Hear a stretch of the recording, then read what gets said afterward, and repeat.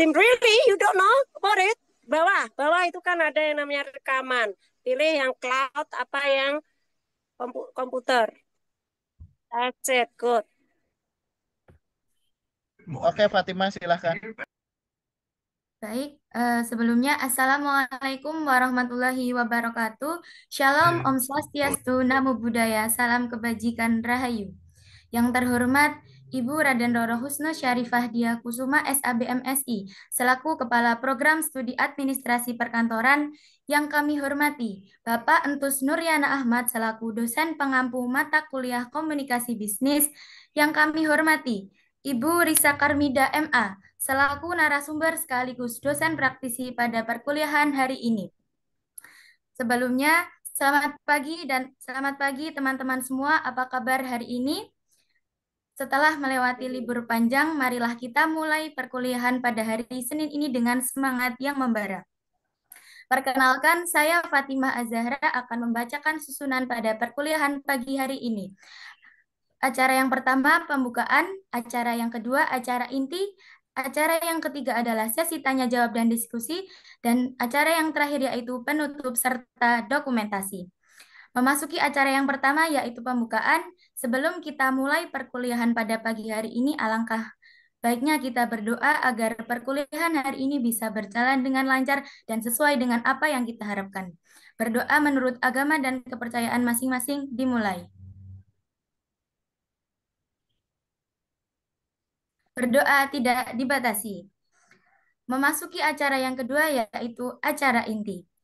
Sebelumnya ada pepatah yang mengatakan bahwa tak kenal maka tak sayang. Oleh karena itu, perkenankanlah saya membacakan CV dari narasumber dosen praktisi pada perkuliahan pagi hari ini.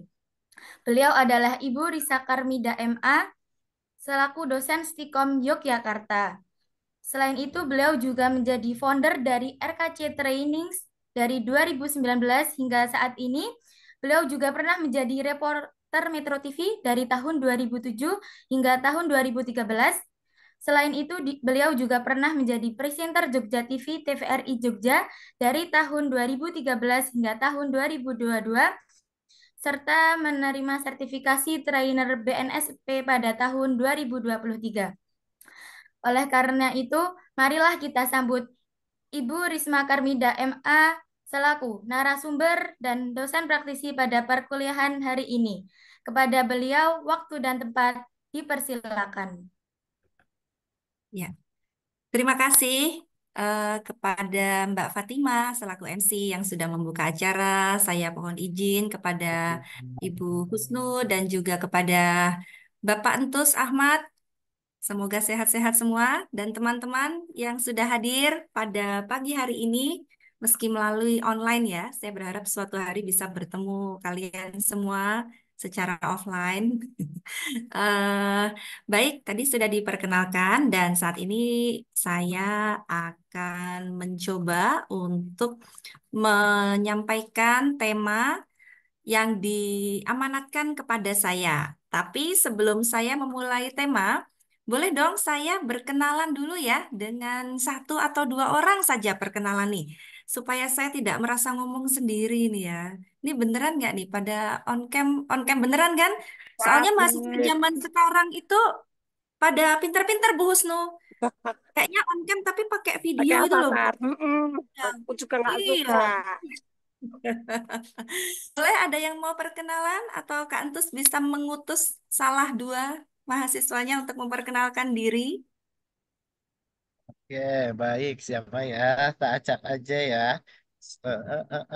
Sabil, Sabil. Oke, silahkan Sabil yang punya nama Baik, perkenalkan Bu Risa, saya Sabila Anjita Pawestri, biasa dipanggil Sabil, dari kelas ADP kelas A. Oke. Oke, boleh sedikit sharing Mbak Salbil, kira-kira kalau dikasih kesempatan dalam hidup ini, kepinginnya buka usaha apa? Gitu.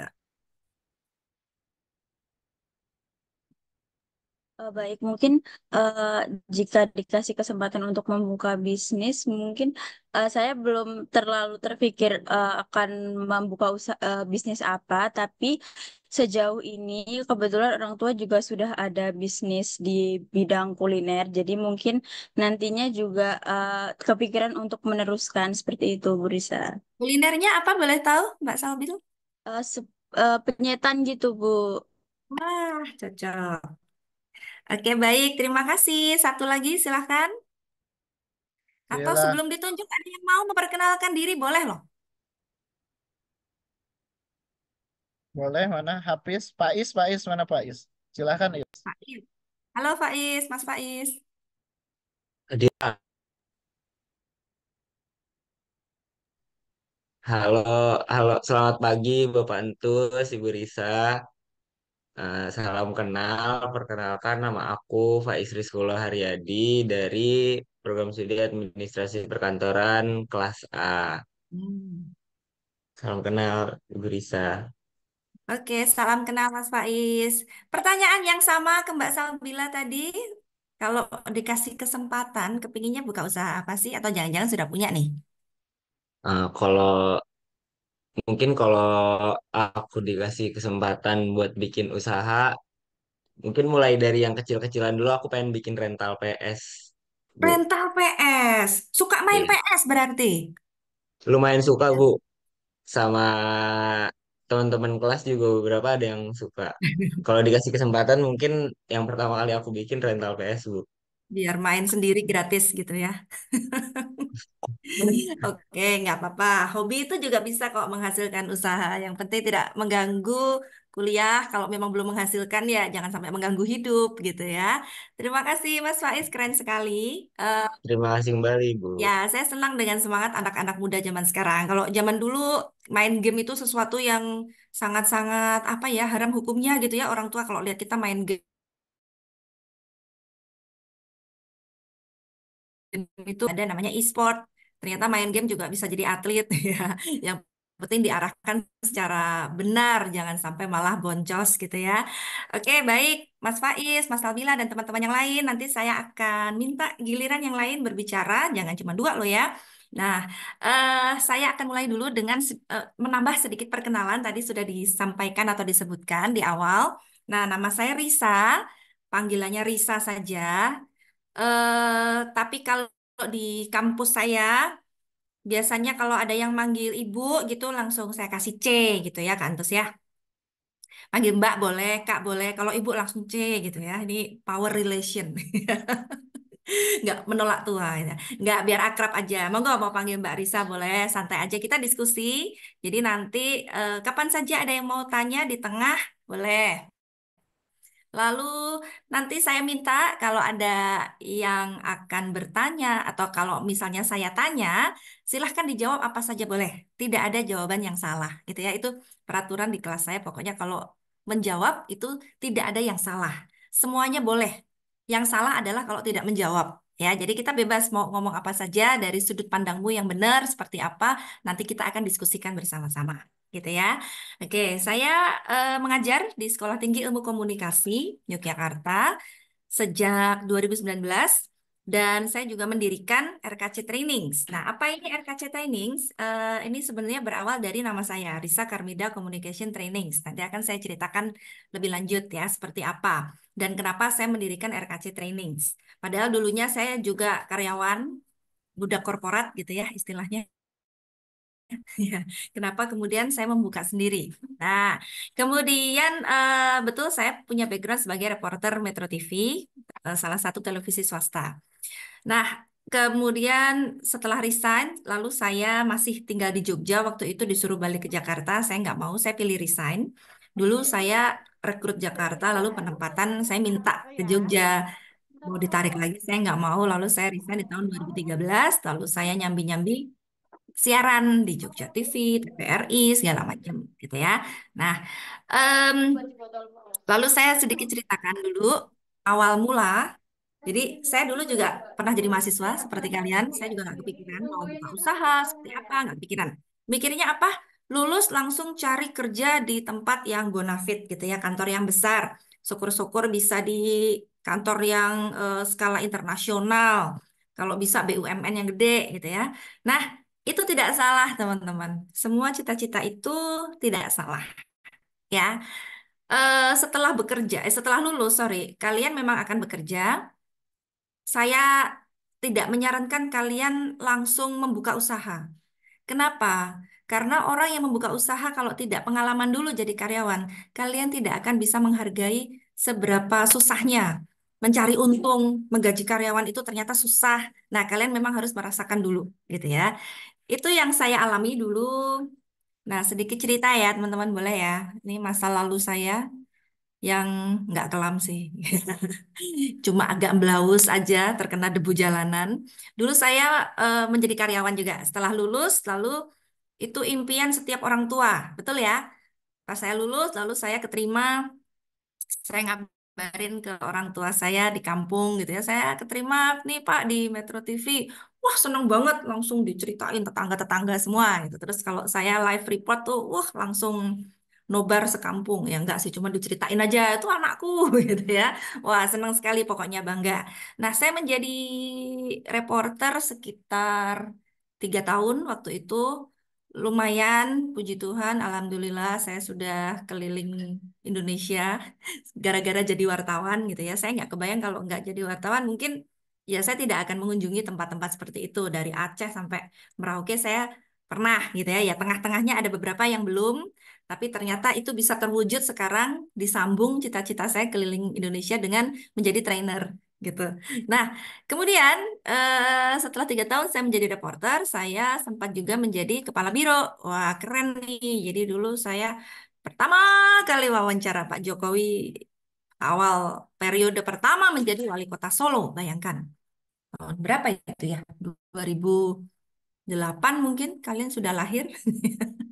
Nah, jadi saya senang sekali bisa mengikuti perjalanan hidup orang-orang terkenal, saya bisa wawancara orang-orang berbagai background. Hari ini wawancara tukang beca, besok presiden, bisa wawancara menteri, pengusaha, sampai ke orang-orang yang tidak terbayangkan saya ketemu gitu ya, kriminal, teroris, wah pokoknya komplit. Nah, lalu kenapa kok saya memilih resign? Eh, karena ternyata pekerjaan itu tidak selamanya seindah cita-cita kita, gitu ya. Cita-cita saya mau jadi broadcaster, mungkin nanti lanjut jenjang karir internasional dan sebagainya. Ternyata perjalanan hidup orang itu tidak selalu bisa seperti itu. Nah, tapi selama 5,5 tahun saya menjadi wartawan, saya ambil ilmunya. Saya sudah mendapatkan ilmunya, dan di situ ternyata saya anggap kayak S1,5 gitu ya, belum S2, S1,5 gitu, lulus kuliah saya kerja, saya dapat ilmu yang itu tidak ada di bangku kuliah. Saya jadi tahu tentang dunia gitu ya. Tapi terus saya mikir kalau saya terus-terusan di sini, saya lihat senior saya. Saya lihat senior-senior saya, kok nasibnya gitu-gitu juga ya. Ya ada sih yang terus jadi menteri gitu ya, karena mungkin masuk partainya owner. Ada yang sekarang jadi anggota DPR. Tapi karena saya tidak terlalu suka politik waktu itu, eh, saya pikir, wah kayaknya saya lebih memilih ketenangan hidup yaitu di Jogja. Waktu itu dekat dengan orang tua saya. Nah, pada saat lulus dari Metro ya teman-teman ya, lulus S1,5 tadi, saya bingung mau ngapain. Sama mungkin kayak kalian ya, kalau ditanya tadi mau mau usaha apa? Bingung. Saya mau ngapain? Bingung. Saya sempat mengalami yang namanya apa post power syndrome juga ada. Dulunya kerja sibuk, tahu-tahu kok nggak ngapa-ngapain gitu ya. Em, lalu dengan bekal yang saya miliki, ya, yaitu ilmu. Ya cuman itu aja, saya kenal 1-2 orang di Jogja, saya diajak mengajar. Hah, ngajar? Mengajar itu tidak pernah masuk dalam cita-cita saya, teman-teman. Nggak ada kepikiran saya besok mau jadi seorang pengajar, entah itu guru, dosen, trainer, nggak ada sama sekali. Ya, tapi namanya jalan hidup itu tadi, ya. Yang penting kita sudah punya ilmu, kita juga kita ngajar nggak sembarangan ya. Kita menjalankan setiap amanah hidup kita dengan benar.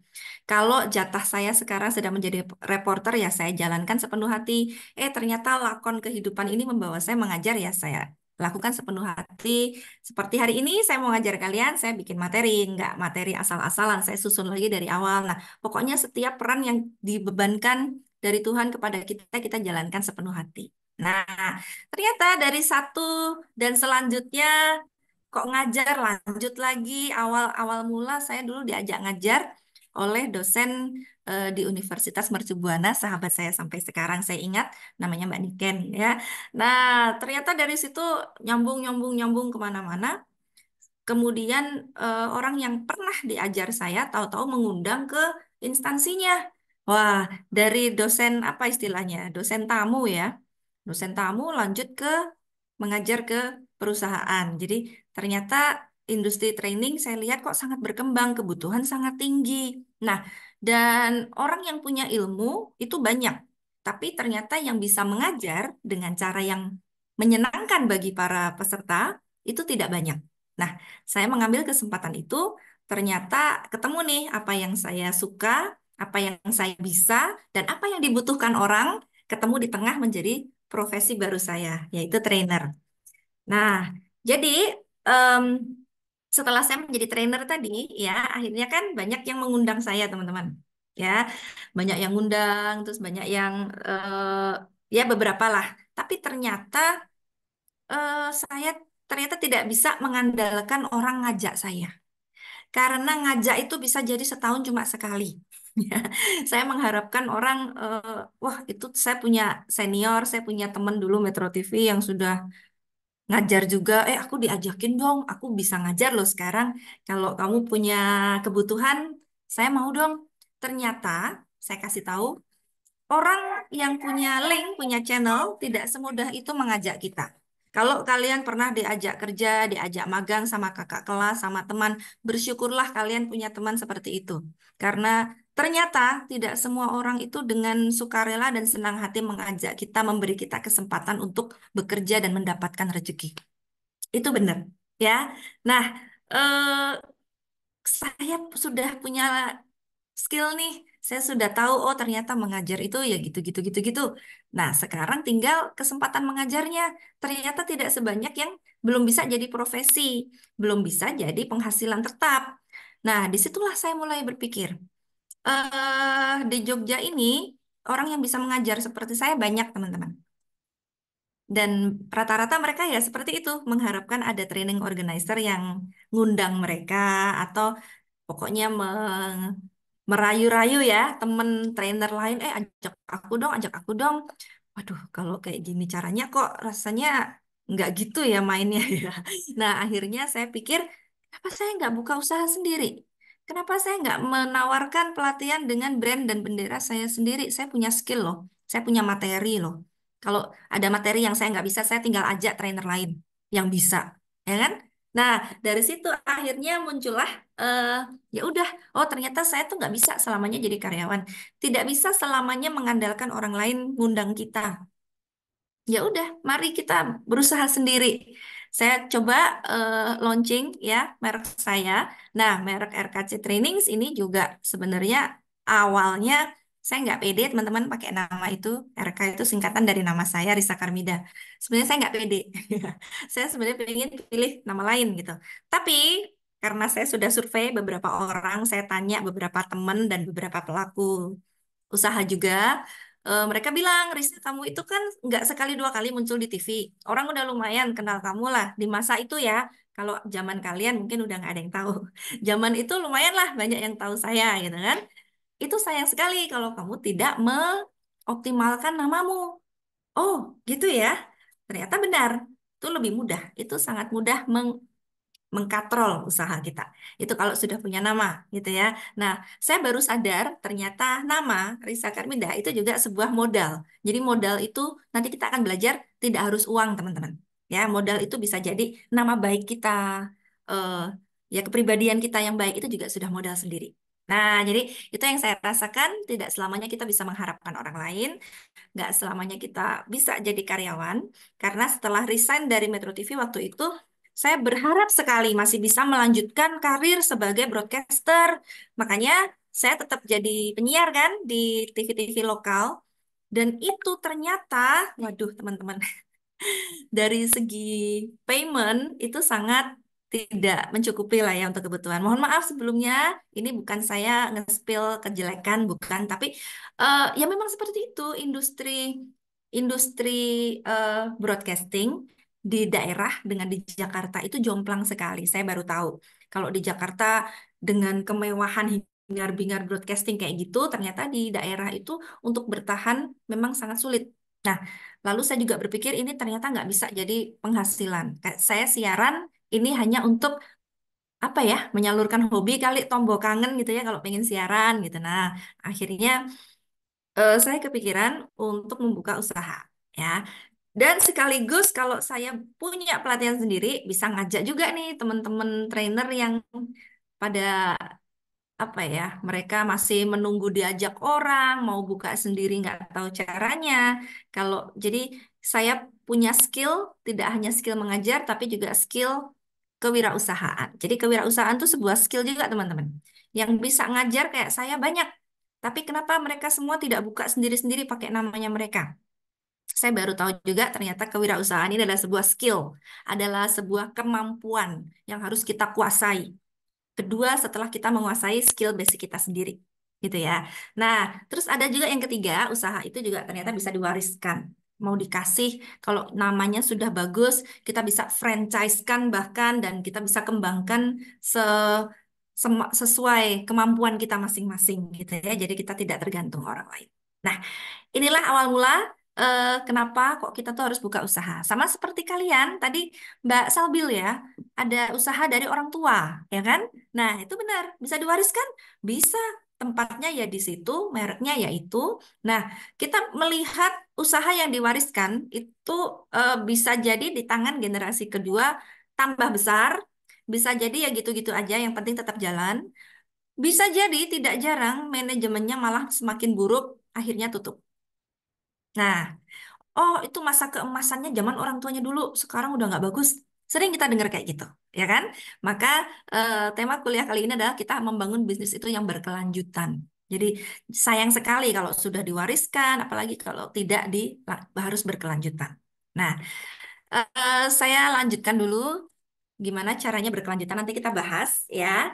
Pada saat saya memulai bisnis pelatihan itu dulu, teman-teman, kalian kalau disuruh mulai usaha, kira-kira yang paling kalian takutkan apa?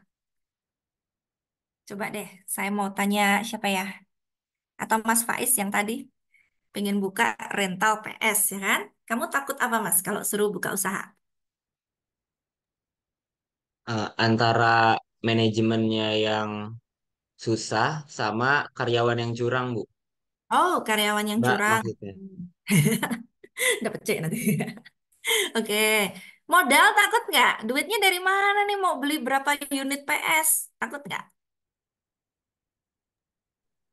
Kalau untuk modal harusnya sih, semisal saya bangun usaha ya Bu, Mbak, harusnya sih udah aman karena kan pastinya bakal kerja dulu sampai modalnya udah dirasa cukup, baru bangun bisnis itu gitu. Oh, oke, baik. Jadi lebih takut ke gimana cara manajemennya gitu ya. Terima kasih. Terus satu lagi nih, siapa ya? Mbak Puput ya ini ya, Puput Septiani. Halo Mbak Puput.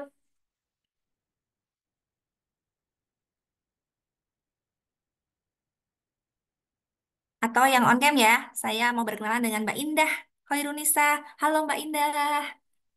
Halo, Kak. Kalau Mbak Indah apa yang ditakutkan misal suruh buka usaha gitu? Mungkin takut peminatnya kurang kali ya, Hmm, kayak nggak terkenal gitu. hmm.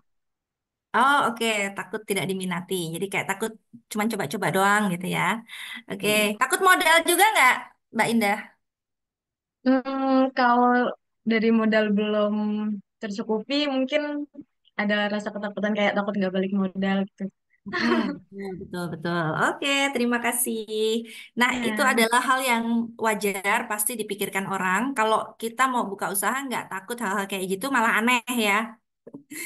Masa enggak? Ya pasti iya. Nah, ini pengalaman saya juga waktu itu. Kalau soal, em, kalau waktu itu saya kalau soal minat orang untuk apa ya menggunakan jasa kami tidak terlalu takut karena sebelumnya saya sudah sering mengajar, jadi saya sudah tahu gitu ya. Nah, yang saya pikirkan adalah waktu itu tempat. Saya nggak punya tempat pelatihan gitu kan. Saya mau bikin pelatihan tapi nggak punya tempatnya. Gimana nih? Nah, disitulah akhirnya saya memanfaatkan working space yang ada di Jogja ini kan turah-turah ya kalau bilang working space. Nah, tinggal pinter-pinternya kita nego gitu ya. Dan saya ketemu ada beberapa working space yang ternyata itu tidak harus bayar. Kita tidak harus menyewa ruang. Jadi modelnya kerjasama membeli makanan dan saya bisa mendapatkan gratis semua fasilitasnya. Yang beli makanan biar peserta kan gitu. Jadi tempatnya gratis. Nah, ternyata untuk mendapatkan tempat-tempat yang gratis seperti itu, yang saya butuhkan apa? Pertemanan. Nah, saya punya teman buka kafe, saya punya teman yang dia pengelola di mana. Modalnya itu aja, kita bikin kerjasama. Jadi nggak harus bayar, nggak harus saya kasih uang DP, terus kita bayar. Ternyata tidak harus seperti itu. Nah, itu pertama itu dulu. Lalu saya juga mikirnya, hmm, aduh, nanti harus keren nggak sih? Harus takutnya kecewa gitu ya. Ternyata nggak juga selama kita punya skill dan kita sudah tahu juga nih kira-kira jadi kita membuka usaha itu memang tidak dengan kepala kosong ya teman-teman ya. Yang harus kita lakukan pertama kali adalah riset. Kalau saya tadi kan sudah tahu, jadi risetnya em, bukan soal pasar tapi lebih ke riset fasilitas. Nah, tapi kalau kalian belum tahu, kalian harus wajib melakukan riset dulu. Semua orang yang buka usaha, perusahaan kecil, menengah maupun besar, mereka kalau mau buka usaha, mereka harus riset. Kalau tidak, pasti usaha itu tidak akan awet. Yang sudah riset saja bisa jadi meleset kok, apalagi tidak. Riset itu maksudnya bagaimana? Ya, kita paling nggak kita cari tahu perilaku pasar. Kita cari tahu calon konsumen kita. Jadi ketika kita menawarkan produk atau jasa, kita sudah tahu ini sudah pasti ada pangsa pasarnya. Nah, kalau kita tanpa riset, misalnya menuruti idealisme kita sendiri ya, misalnya saya pingin bikin bakpia Jogja gitu, bakpia tapi bentuknya wajah saya sendiri. Kira-kira laku nggak laku? Ini belum ada soalnya. Atau apa? Bakpia tapi bentuknya hewan-hewan lucu. Anak-anak pasti seneng. Itu kan asumsi kita. Pasar belum tentu. Nah, makanya ada yang namanya trial and error dulu. Kita ada eksperimen, kita bikin produk sampel, kita sebarkan ke pasar dulu, responnya bagaimana ke sampel-sampel yang kita sebar gitu kan. Ada masukan apa, baru kita buat secara massal produknya. Nah, disitulah itu adalah trik bagaimana kita memulai bisnis yang berkelanjutan supaya pasar menerima apa yang kita produksi. Gitu ya, teman-teman ya. Makanya produk itu sebenarnya mahalnya itu di research and development-nya itu loh. Ya, kita nggak sembarangan ngeluarin varian ya, karena setiap kali kita mengeluarkan varian baru itu ada dana yang harus dikeluarkan untuk marketing juga. Nah, maka kalau dari pengalaman saya waktu itu, modal utama saya membangun bisnis pelatihan waktu itu ya saya punya skill mengajar, lalu saya punya link pertemanan yang cukup banyak. Untuk nyari peserta waktu itu saya udah nggak terlalu effort banget. Saya sebarkan dari mulut ke mulut, banyak yang langsung gabung gitu ya. Dan ya itu, yang terakhir. Apa itu teman-teman? Apa yang terakhir itu teman-teman? Nekat dan Nekat ya? kepepet. Nekat dan kepepet. Itu benar-benar the power of apapun. Kalian juga kan mau ujian, kayaknya kok susah ujiannya. Tapi kalau udah tinggal besok ya mau nggak mau belajar ya. Bikin tugas banyak banget. Kalau udah deadline tahu-tahu jadi aja. Itulah the power of nekat dan kepepet dalam hidup kita. Ya memang kenapa saya bilang nekat dan kepepet? Ya karena cinta sejati saya, bisnis broadcasting sudah tidak mungkin saya kejar. Dan ini adalah bisnis yang cukup baik peluangnya dan saya punya skill. Kenapa tidak? Kalau dibilang malu, waktu itu malu teman-teman, apalagi saya bawa merek saya, nama saya gitu ya, RK Risa Karmida. Kalau nggak laku gimana, kalau pelatihannya nggak bagus gimana, ada pasti. Malu, iya pasti. Ntar kalau nggak bagus, pasti yang saya pikirin, aduh teman-teman saya yang dulu di Metro TV sekarang udah jadi presenter, udah jadi PR terkenal, udah masuk ke pemerintahan. Apa kata mereka nanti lihat saya ya? Ada hal-hal seperti itu, pasti ada. Tapi kalau kita fokus mikirin yang kayak gitu, nggak jadi-jadi usaha kita. Udah biarin aja. Orang-orang itu tidak akan mau tahu proses kita. Mereka hanya akan melihat ketika kita sudah sukses, udah jadi, baru mereka, wah keren ya. Tapi pas kita memulai berdarah-darahnya, orang nggak akan mau tahu. Dan udah, mereka tidak perlu tahu, biarkan saja. Gitu. Itu prinsip saya waktu itu. Ya. Dan satu lagi prinsip saya yang ingin saya share ke kalian. Semoga menginspirasi dalam kalian nanti mau berusaha apapun itu, ya. Saya pernah merasakan menggantungkan hidup saya untuk dapat kerjaan dari orang lain. Saya pernah kepingin sekali diajakin orang. Saya pernah berharap bisa bekerja lagi di tempat-tempat yang lebih keren dari yang dulu. Jadi karyawan berarti kan? Nah, ternyata hidup memberikan saya hal yang lebih baik dari itu, yaitu saya bisa membuka usaha sendiri. Jadi ini prinsip saya yang saya pegang sampai sekarang. Jangan, ini bahasa Inggris ya, never beg for a seat when you can build your own table. Kenapa kita harus mengemis sebuah tempat duduk ketika kita bisa ngeset table kita sendiri, kita bisa buka table, kita malah mempersilahkan orang duduk di table kita. Dulu orang-orang yang eh, saya berharap mereka bisa ngajak saya kerja, sekarang justru saya bisa ngasih kerjaan mereka. Wah, luar biasa sekali kalau kalian juga bisa melakukan hal itu. Itu bukan dendam, bukan ya, tapi maksudnya itu kepuasan tersendiri gitu ya. Kita bisa ngajak orang untuk justru bekerja dengan kita. Itu hal yang menyenangkan gitu. eh dengan berbagai modal dan bekal inilah kemudian saya juga coba mulai gitu ya. Nah, selain itu saya juga ada beberapa motivator dalam hidup saya. Ini masih cerita motivasi. Nanti saya juga mau tahu motivator terbesar dalam hidup kalian siapa, kalian boleh cerita ya. Nah, ini salah satu yang bikin saya alah udahlah coba aja gitu ya. Ada yang suka ini novel atau filmnya Harry Potter? Ada? Pernah nonton?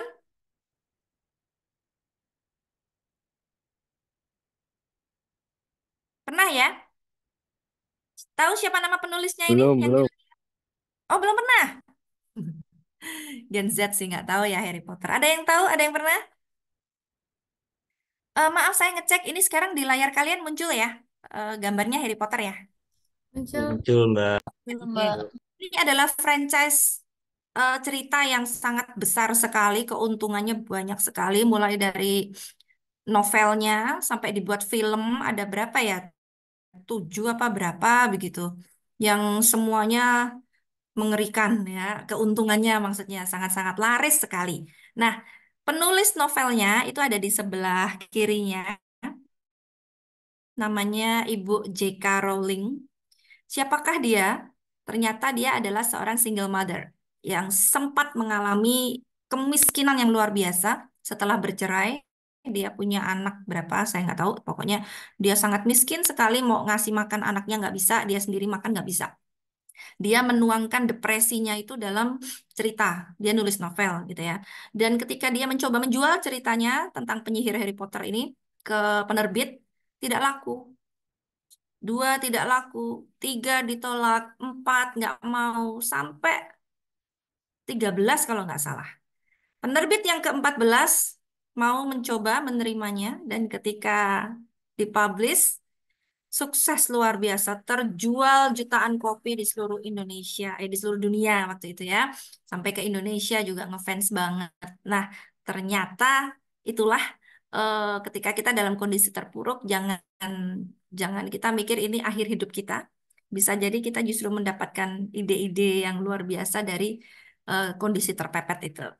Nah, ada lagi motivator saya, salah satunya adalah Oprah Winfrey. Ada yang tahu nggak? Generasi kalian mungkin banyak yang nggak tahu ya. Oprah Winfrey ini adalah presenter wanita di Amerika yang sangat sukses sekali dan dia tajir banget ya. Udah bisa beli properti, bisnis segala macem dari dia berawal dari dulu penyiar. penyiar berita, penyiar TV, terus punya talk show sendiri, Oprah Winfrey. Apakah dia terlahir kaya? Tidak, teman-teman. Dia terlahir sama single mom juga, dan dia diasuh oleh ibunya. Ibunya harus bekerja ke kota, lalu dia dititipkan ke neneknya. Pada saat dititipkan itulah dia mengalami peristiwa pelecehan seksual di usia yang masih kecil. Nah, apakah dia menyerah? Ternyata dia bangkit, berusaha bangkit.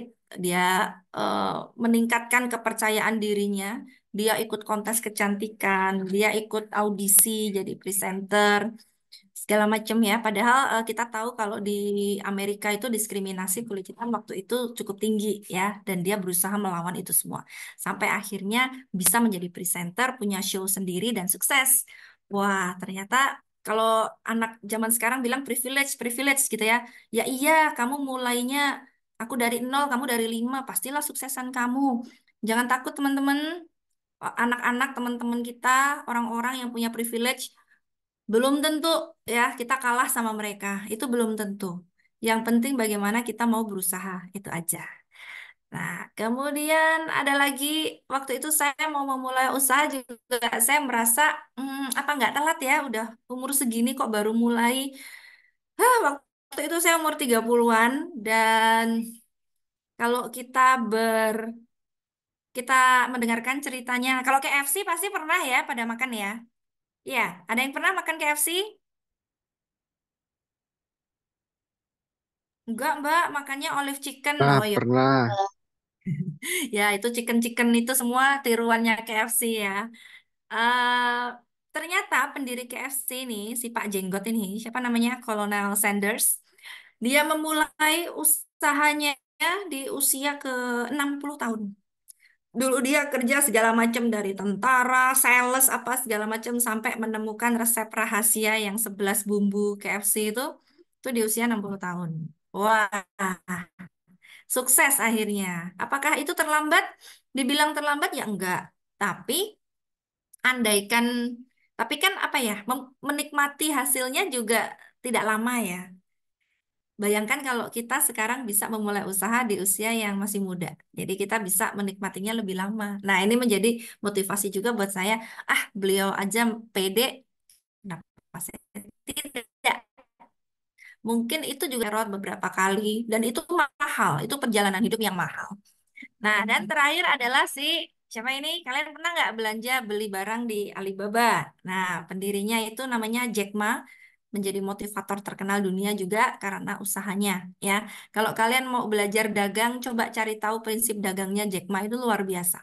Banyak quote-quote-nya yang iya bener juga ya. Oh, ternyata cara dagangnya begitu, ya.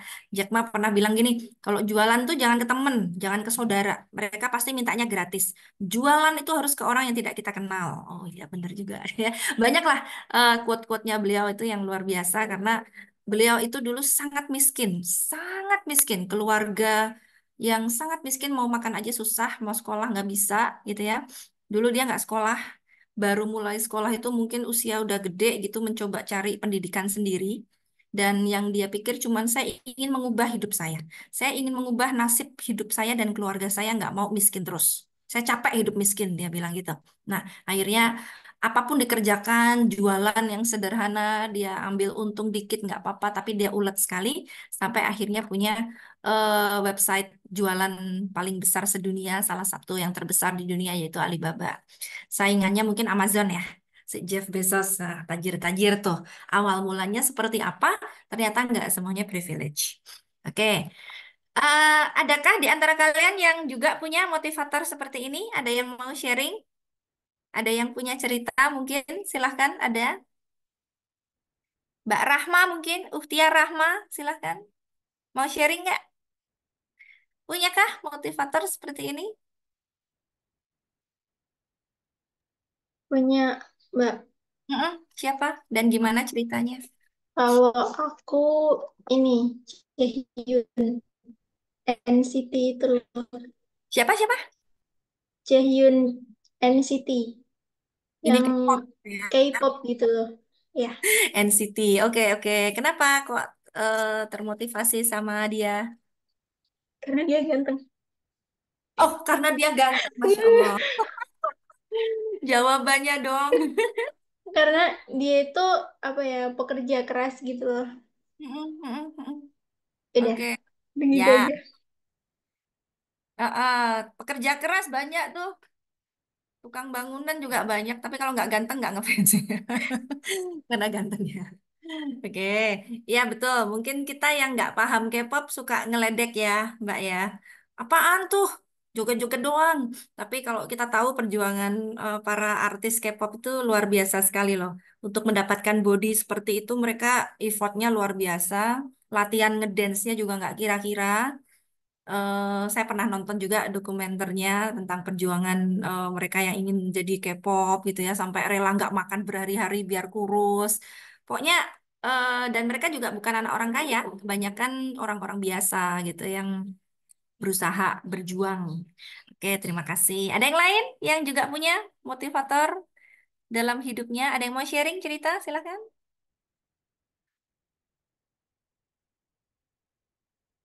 Mas Gigih mungkin. Ya, nah lagi mikir kayaknya ya. Silakan Mas Gigih, siapa tuh motivator Anda? Nggak harus orang terkenal loh. Bapak saya juga boleh, tapi Oh, cerita. baik. Baik. Kalau dari saya sendiri itu cuman dari teman saya sih, namanya Faris Vero. Dia kayak Hmm, eh, ngerintis usaha itu benar-benar dari awal. Usahanya tuh benar-benar nekat tapi ya, berhasil gitu.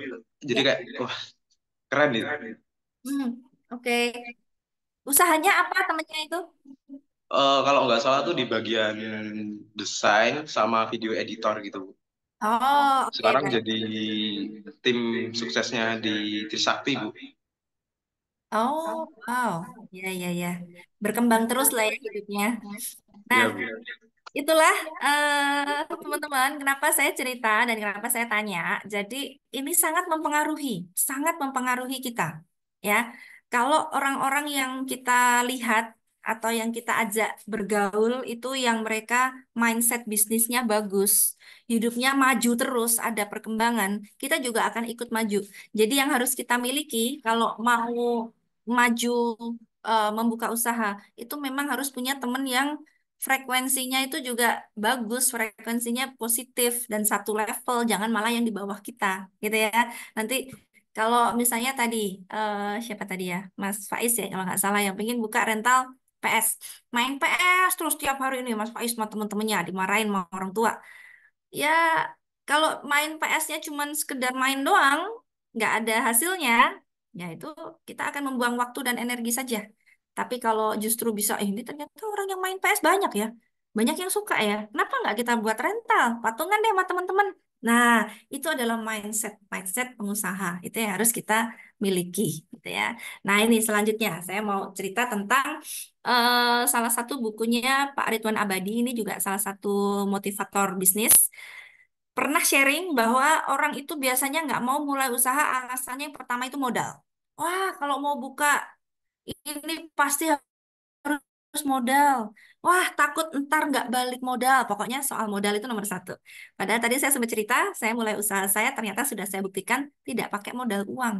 Ya, saya cari peserta training waktu itu saya tidak punya uang. Saya buka, cuman modal bikin poster aja, saya sebar. Ternyata ya dari ini kontribusi orang bayar baru saya bayarkan ke pihak restonya. Ternyata yang kita miliki belum tentu harus modal. Untuk memulai ya, ini saya bilang untuk memulai. Untuk mengembangkannya tentu saja nanti butuh modal itu perkara lain. Tapi untuk mulai kita pertama yang harus kita pikirkan bukan modal. Terus pasti tidak tahu mau usaha apa. Benar ya? Kayak tadi teman-teman masih bingung. Aduh, usaha apa ya? Usaha apa ya? Bingung. Nah, nanti kita cari tahu gimana caranya kita dapat ide bisnis. Terus yang ketiga, keterbatasan pengetahuan.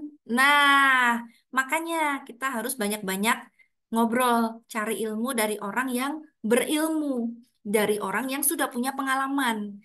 Kalian kalau ngobrol sama temen, ya, kalian diajak ngobrol sama temen, ngapain? Nongkrong.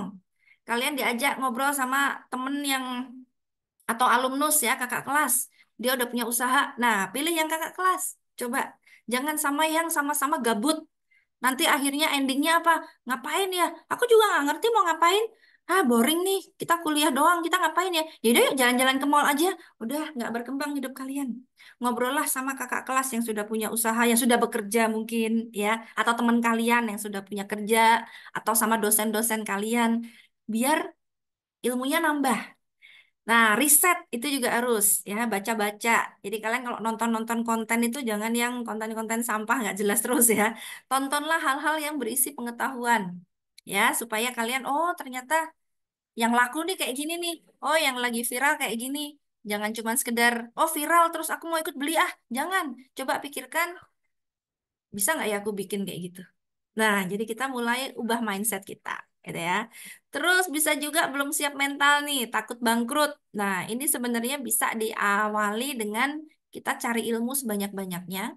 Kita pernah bekerja di situ, jadi kita tahu seluk-beluk usahanya. Jangan langsung mulai juga. Kita itu butuh strategi untuk memulai usaha ya, teman-teman ya. Atau ada juga yang bilang pernah trauma ketipu. Ada yang pernah mencoba bisnis dan ketipu teman? Ada? Itu bikin trauma nggak? Oh iya, pasti sangat ya. Tapi kalau itu menghentikan kita dari berusaha, wah bahaya. Nggak semua orang itu penipu seperti itu. Memang betul, lebih baik kita tuh usaha sendiri dulu aja. Kalau kita usaha bareng-bareng, itu harus benar-benar percaya, harus benar-benar terpercaya orangnya. Kalau tidak, mending kita buka sendiri aja dulu.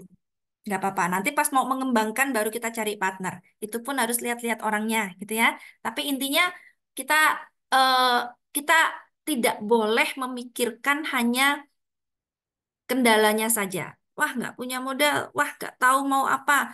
Cari solusinya. Nggak tahu mau usaha apa, kita riset. Ya, wah saya nggak punya pengetahuan. Cari tahu, belajar, baca, nonton kontennya, hacksnya, how to-nya, ya kan? Kita tanya ke orang-orang yang ahlinya. Nah, jadi itulah kita pentingnya mengubah mindset dulu, teman-teman. Jadi kewirausahaan itu bukan berawal dari modal, tapi berawal dari mindset kita sebagai pengusaha. Kita harus fokus bukan pada masalahnya, tapi pada gimana cara mencarikan solusinya. Setiap masalah itu pasti ada solusinya. Saya waktu itu contohnya ya, nggak punya tempat. Solusinya apa? Ya, solusinya pakai working space. Buat kantoran, itu lama-lama juga harus ada tempatnya loh. Tanah mahal di Jogja. Nyewa mahal. Apa balik modal? Nggak harus nyewa, nggak harus beli. Kita bisa kerja sama kok sama temen. Ya, dia punya kantor, kita bisa kerja sama. Banyak caranya. Kalau kita mau memikirkan solusi, jangan malah mikirin masalah. Nah, orang yang pesimis terus, ini biasanya gini teman-teman. Secara garis besar orang itu kan dibagi ada yang ekstrovert, ada yang introvert ya. Orang introvert itu memang bawaannya sudah spek bawaannya biasanya pesimis. Itu benar. Nah, orang yang punya bakat wirausaha itu biasanya masuk di ekstrovert yang dominan atau kolerik namanya. Masuknya di ranah yang ekstrovert. Karena mereka risk taker, mereka berani mengambil resiko, mereka juga berani mengambil keputusan gitu. Biasanya orang-orang dominan kayak gitu. Nah, tapi apakah kemudian hanya orang-orang ekstrovert yang bisa buka usaha? Enggak juga. Orang introvert itu bagus di ininya, perencanaan, penghitungan, detil, itu sangat bagus. Sementara orang ekstrovert kadang nggak pakai perhitungan. Nah, maka akan sangat bagus kalau seorang pengusaha itu menggabungkan antara keberanian orang ekstrovert dan kehati-hatian orang introvert. Kalau ada di antara kalian yang punya jiwa introvertnya tinggi banget, coba kalian perhatikan kalau udah mulai pesimis, wah itu nanti rugi, wah itu nggak ada yang beli. Kalau udah mulai kayak gitu, eh itu namanya introvert kalian lagi kumat gitu ya. Selalu melihat dari sisi negatifnya. Itu bisa diatasi apa yang bertahan berapa. Kalau banyak yang bertahan, ini berarti usaha yang layak dicoba. Gitu ya. Jadi jawabnya adalah data dan riset gitu.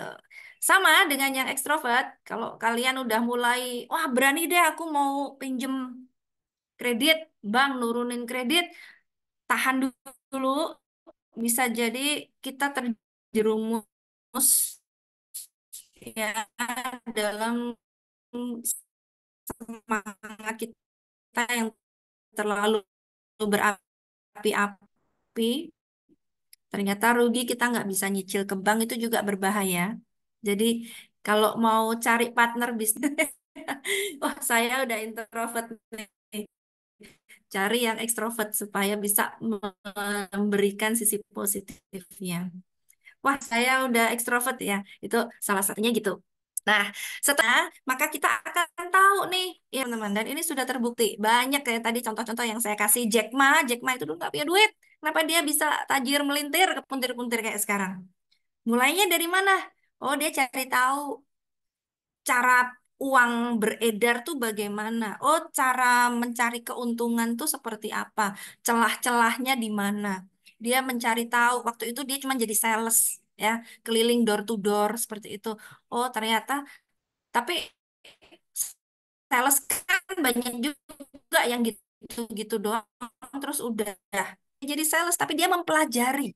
Oh, selera pasar tuh apa? Oh, kekurangan sistem door to door ini apa? Dia bikinlah sistem online, barang yang datang ke rumahnya dan boleh milih. Nah, jadi kita punya pengetahuan bisnis. Itu yang pertama. Terus yang kedua, pengetahuan tentang target pasar. Makanya tadi ada riset ya. Jadi kita tidak bisa membuat produk atau jasa asal-asalan tanpa tahu pasar kita itu siapa sih yang mau ditarget siapa?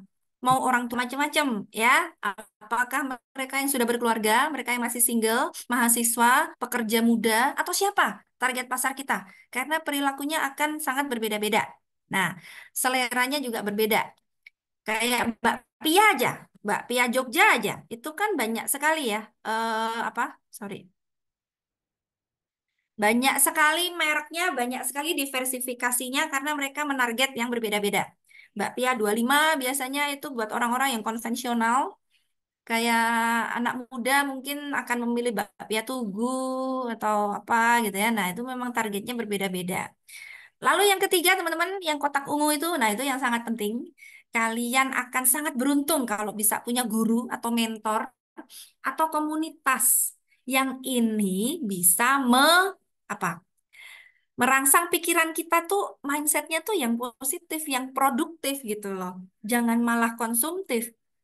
Dan tidak semua orang mau ngajarin kita.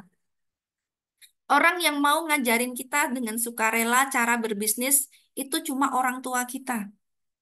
Kalau cuma temen itu mereka nggak akan mau ngasih tahu rahasianya. Nah, kalau orang tua baru supaya kita sukses kita diajarin. Masalahnya tidak semua orang tua pebisnis. Kayak orang tua saya tidak punya bisnis apapun. Keluarga saya nggak bakat dagang, teman-teman ya.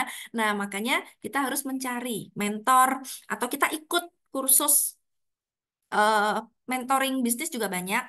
Tapi cari yang benar atau komunitasnya juga di situ kita bisa sedikit banyak mempelajari, mencuri ilmu gitu ya. Caranya gimana gitu. Yang penting kita jangan larut dalam euforia kalau ikut komunitas itu. Si A misalnya ya, saya ikut komunitas terus ada si A di komunitas itu dia habis nurunin kredit 50 juta. Dia bikin laundry di tempat kos-kosan. Dalam sebulan balik modal 100 juta. Wah, aku mau nurunin uang deh 100 juta. Besok biar dapat 200 juta. Belum tentu kayak gitu juga. Hati-hati jangan larut dalam euforia. Kita pelajari dulu benar-benar. Ya, kita pelajari benar-benar.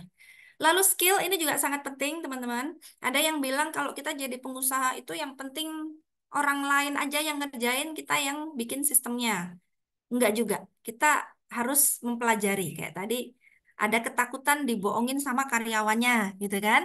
Nah, itu benar. Kita memang harus membuat sistem yang benar. Kita juga harus tahu, kita juga harus punya skill di situ supaya kita tidak dibohongin karyawan, kan gitu. Nah, lalu mindset bisnis ini yang paling penting. Mindset ini yang mengubah segalanya, ya. Ini yang sangat mempengaruhi hidup kita. Kita mau buka usaha, mau sebesar apa, itu semua tergantung mindset kita. Nah, kalau kita sudah punya ini, baru kita berani mencari modal. Jangan dibalik. Pokoknya kita punya modal dulu, baru cari tahu mau buka usaha apa. Nanti modal yang kalian punya ini akan habis dengan sendirinya. Itu bahaya sekali. Uang tanpa pengetahuan ini bahaya sekali. Uang itu bisa habis dengan sendirinya tanpa Kita sadari, coba-coba, coba deh bikin penyetan, coba bikin geprek. Akhirnya hanya membuang uang saja, karena kita nggak riset tempat mana yang strategis, yang sedang diminati masyarakat sekarang yang seperti apa. Kita nggak riset, gitu kan? Akhirnya uang itu akan mudah hilang. Itu betul, ya. Jadi yang pertama adalah pengetahuan bisnis, pengetahuan target pasar, guru, komunitas, skill, keahlian itu penting, dan juga mindset bisnis. Nah, nah, kalau kalian sudah punya mindset bisnis, maka kalian sekarang kalau mau membuka usaha, pikirkan, dibalik mikirnya, oh saya bisa masak ayam tepung nih, ayam goreng tepung. Ayam goreng tepung saya enak, jual, ada yang mau beli nggak ya? Nah, pertanyaan selanjutnya kan gitu. Itu kalau kita bermula nih, saya bikin CV sebanyak-banyaknya saya sebarkan. Nah, pertanyaannya, orang butuh presenter nggak? Ternyata di Jogja ini enggak, butuhnya trainer malah. Nah, yang dibutuhkan orang itu apa? Orang lagi punya masalah apa? Lalu kita datang dengan solusi. Itu adalah bisnis yang lebih menjanjikan, bisnis yang akan lebih mudah untuk cepat suksesnya, cepat balik modal, bahkan berkelanjutan. Karena kita berawal dari kebutuhan, berawal dari masalah orang yang membutuhkan solusi, gitu ya. Eh, dibandingkan dengan kita bisa masak ayam, saya mahasiswa, saya kok kalau lapar tuh males masak ya. Pasti teman-teman saya mahasiswa juga nggak punya kompor di kos. Mereka butuhnya apa sih? Oh, makanan yang murah. Kadang malas mau keluar. GoFood juga udah ke yang deket-deket. Nah, jadi kita lalu kita punya salah satu cara cari masalah. Hah? Kok malah cari masalah? Maksudnya cari orang punya masalah butuh solusi apa, gitu ya. Lalu kita coba tawarkan. Bisa nggak kita hadirkan solusinya? Gitu. Atau mungkin ada eh, kalian bisa kalian pintar matematika mungkin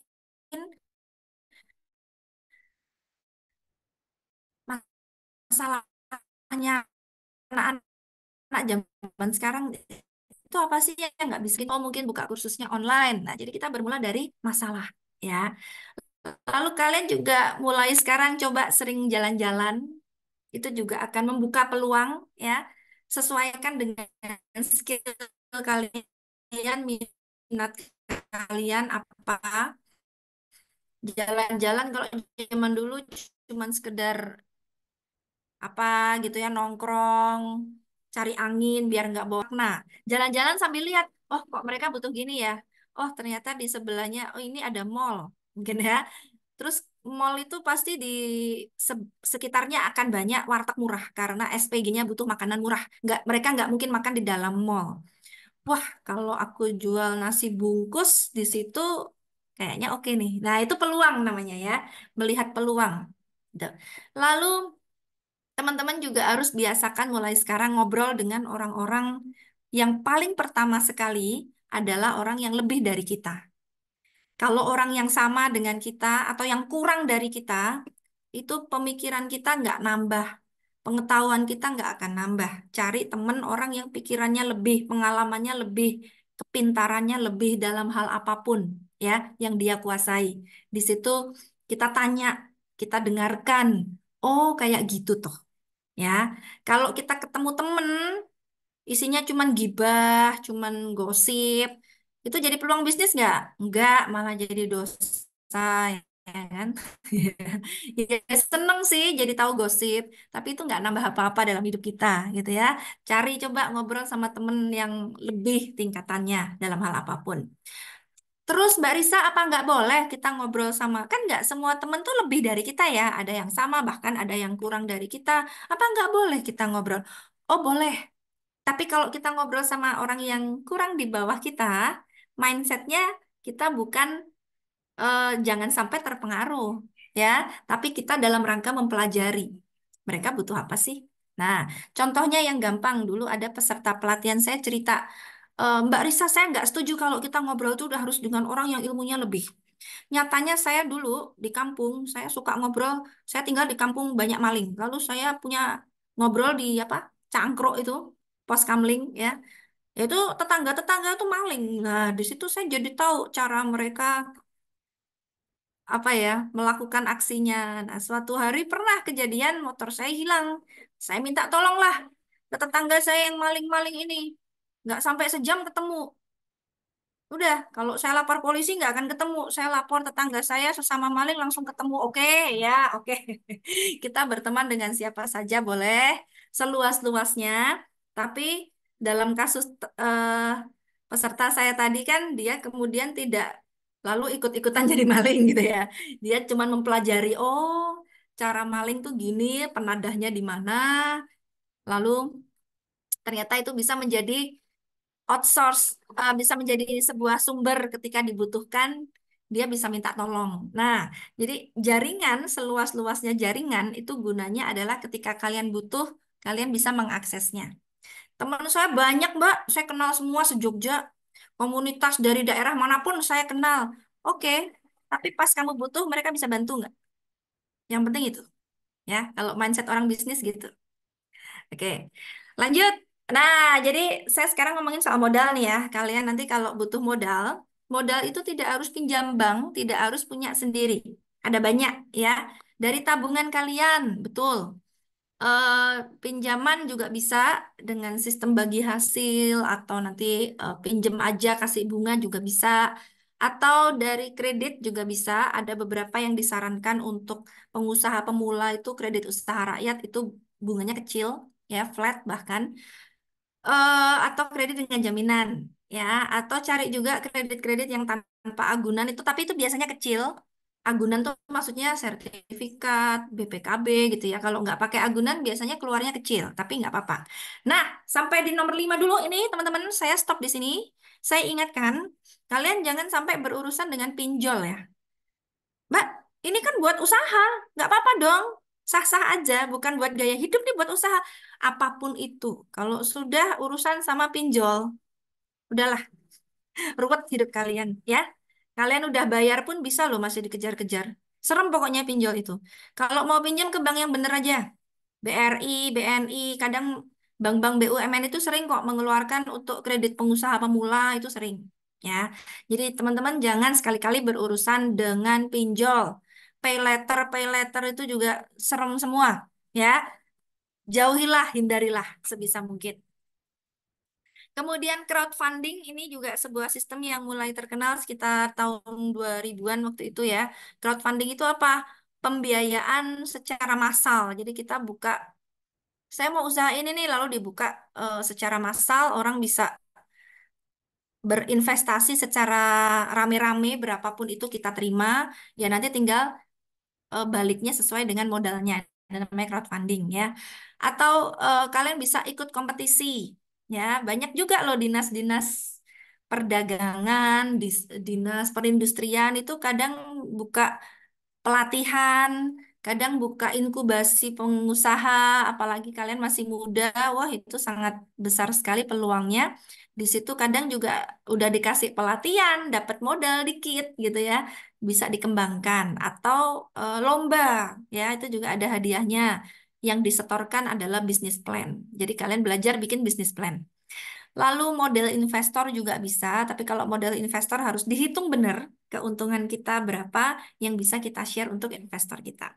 Gitu. Untuk bisa menjaring investor, kita harus punya laporan keuangan yang baik, kita harus punya proposal yang masuk akal, tidak hanya sekedar meyakinkan tapi juga masuk akal. Em, Ya intinya kita meyakinkan investor itu kalau kita pakai sistem investor gitu ya. Oke. Nah, saya lanjutkan lagi. Jadi intinya teman-teman ini adalah tingkatan nih dari karyawan ke pengusaha ya. Saya tidak mengatakan kalian pokoknya harus secepat mungkin harus buka usaha. Enggak juga.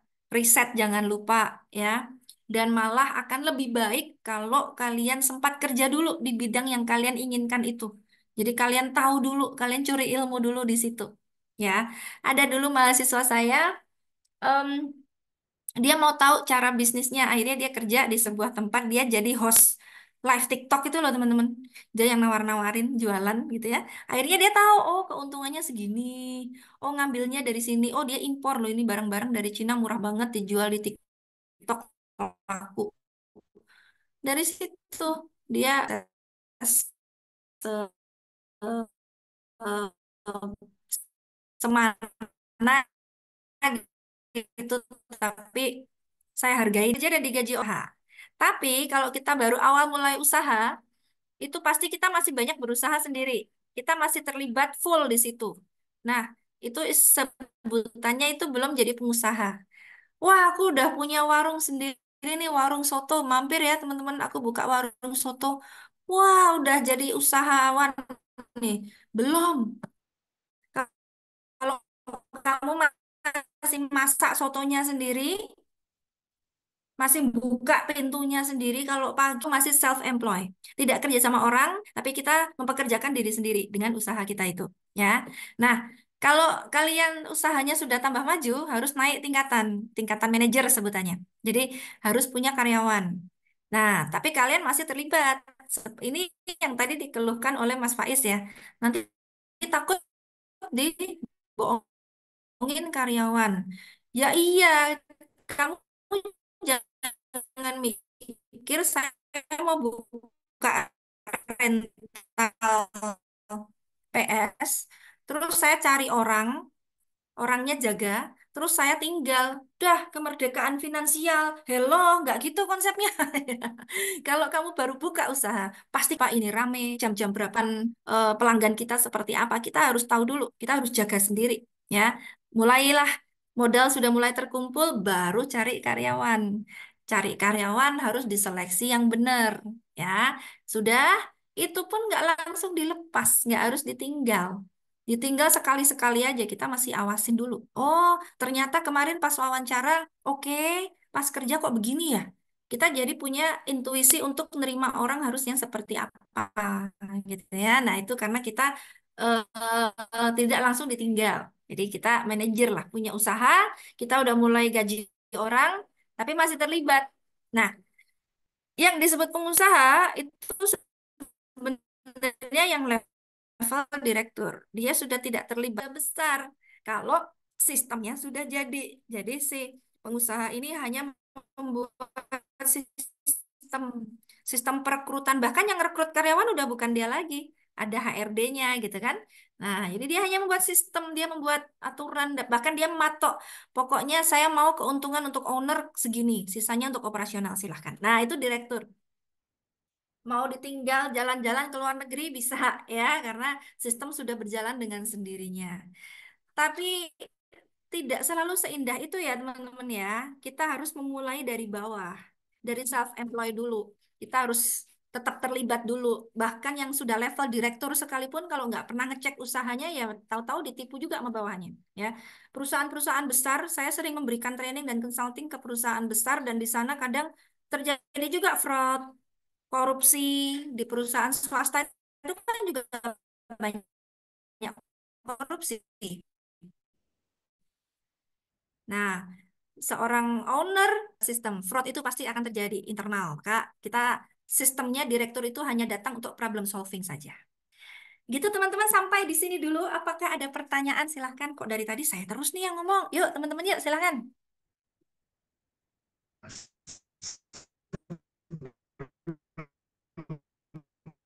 Silahkan. Ada yang mau buka mic untuk bertanya atau bercerita? Atau saya mau tanya dulu nih. Kereta api Dari berhenti dengan sempurna di Indonesia. Dear passengers, in a few moments, we will arrive at. halo, halo. Siapa ini yang buka mic? Saya mau tanya dulu nih, dari sekian banyak teman-teman, ada sekitar 100 yang ikut gabung. Yang sudah punya usaha siapa di sini? Adakah? Ada yang mau share usahanya? Silahkan.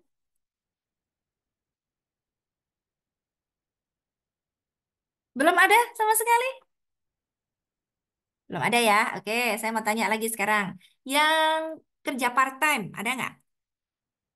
Di mana gitu?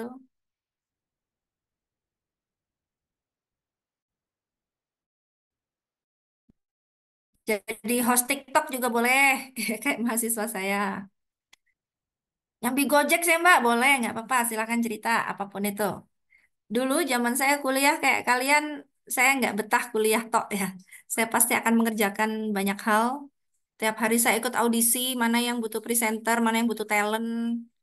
Saya jualan, apapun saya jual gitu ya, zaman kuliah ya. Ternyata tidak ada yang sia-sia. Pengalaman berdagang, pengalaman berkomunikasi itu akan selalu terbawa sampai kapanpun. Silakan, ada yang mau cerita? Mbak Farida mungkin ada? Atau pernah bekerja di mana gitu? Mbak Anissa, silakan. Belum juga? Belum ya? Oke, Mbak Fatima, silakan. Sebelumnya terima kasih atas kesempatannya Kak Risa Karamida. Kebetulan saat ini saya kuliah sambil kerja part-time jadi admin Shopee.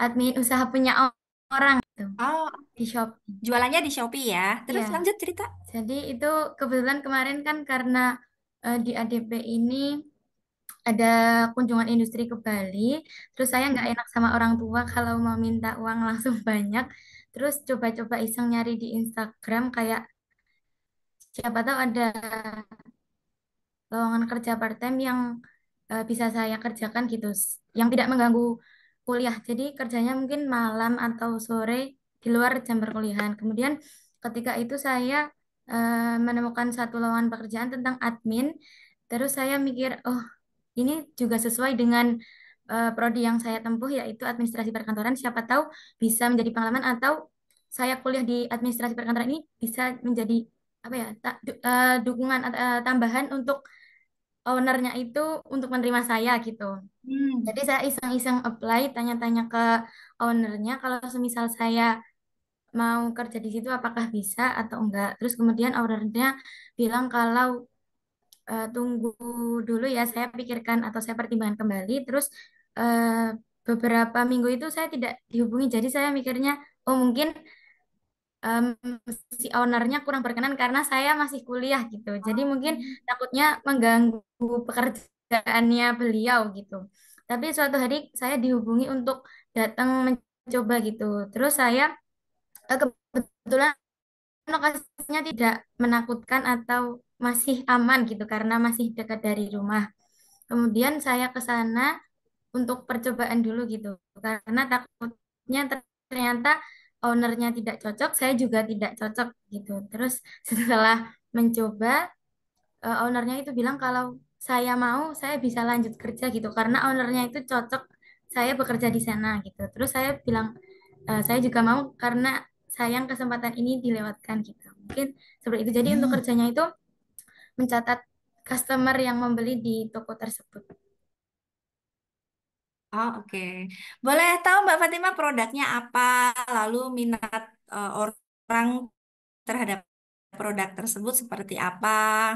Untuk produknya kan karena saat ini itu marak sekali dengan yang namanya thrifting ya Kak. Ya, Oh, jadi oke. itu Thrift produk shop ya. ya thrifting gitu. Untuk peminatnya ketika saya masuk itu banyak customer yang apa namanya yang membeli gitu. Untuk Hmm. omsetnya itu untuk sehari bisa 5 juta sampai 10 juta. Wow.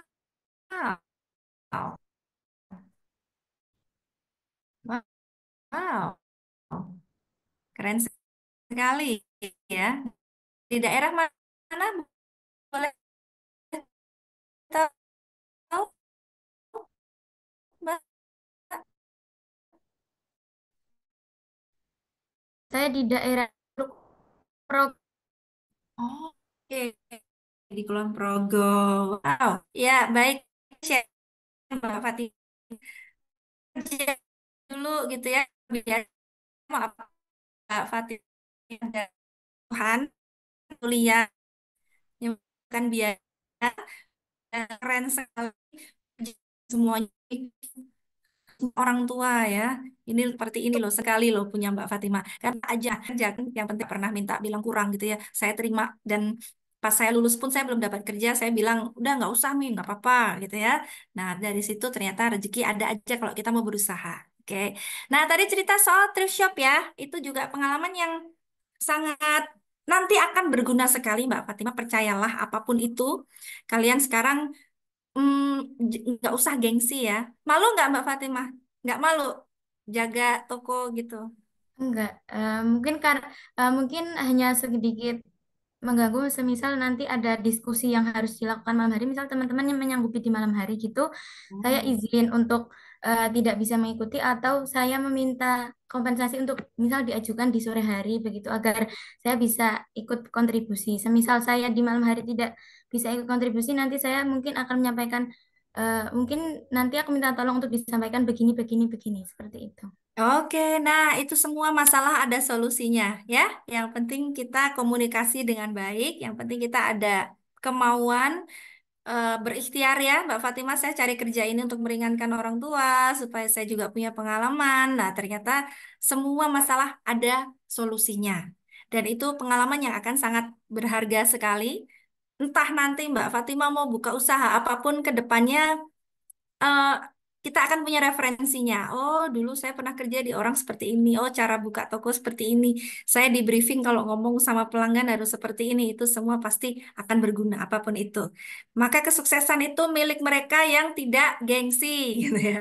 Tidak malu. Aduh, malu ah, masuk jaga toko thrift shop lagi. Ada loh teman saya kayak gitu juga yang malu enggak ah. Nah, itu em, ya yang gengsi-gengsian nggak akan dapat rezeki ya ke depannya gitu ya. Terima kasih Mbak Fatima sharingnya. Ada yang lain teman-teman di sini? Boleh cerita apapun itu selama halal pekerjaan kita nggak usah malu ya teman-teman ya. Oke, ada yang lain silakan. Yang sudah nyambi kerja atau punya jualan apapun itu sesederhana mungkin. Boleh. Jualan snack ke teman sendiri juga boleh. Nggak ada nih yang lain. Mas Ahmad Bilhak mungkin ada? Belum ada, Mbak. Belum ada. Oke, semoga Iya. setelah kuliah saya ini pada termotivasi ya, langsung pada mulai apapun itu ya. Oke. Iya. Kalau kalian punya akun Shopee itu juga bisa dimanfaatkan loh, nggak cuma buat belanja. Kalian juga bisa jualan di situ ya. Ada akun penjual kan, kalian daftar jadi penjual. Jualan apa Mbak? Saya nggak punya barang. Jualan tuh nggak harus punya barang teman-teman. Kalian bisa jadi reseller ya. Kalian punya tetangga bikin kerupuk kok enak. Udah difoto aja tawarin nanti kalau ada yang beli baru dibungkusin. Nah itu kan nggak pakai duit sebenarnya ya. Apapun bisa kita lakukan selama kita punya mindset usaha. Oke, saya lanjutkan lagi dulu. Nah, setelah kita memulai usaha yang tadi saya bilang, ih kok kayaknya gampang ya memulai usaha, apapun bisa ya.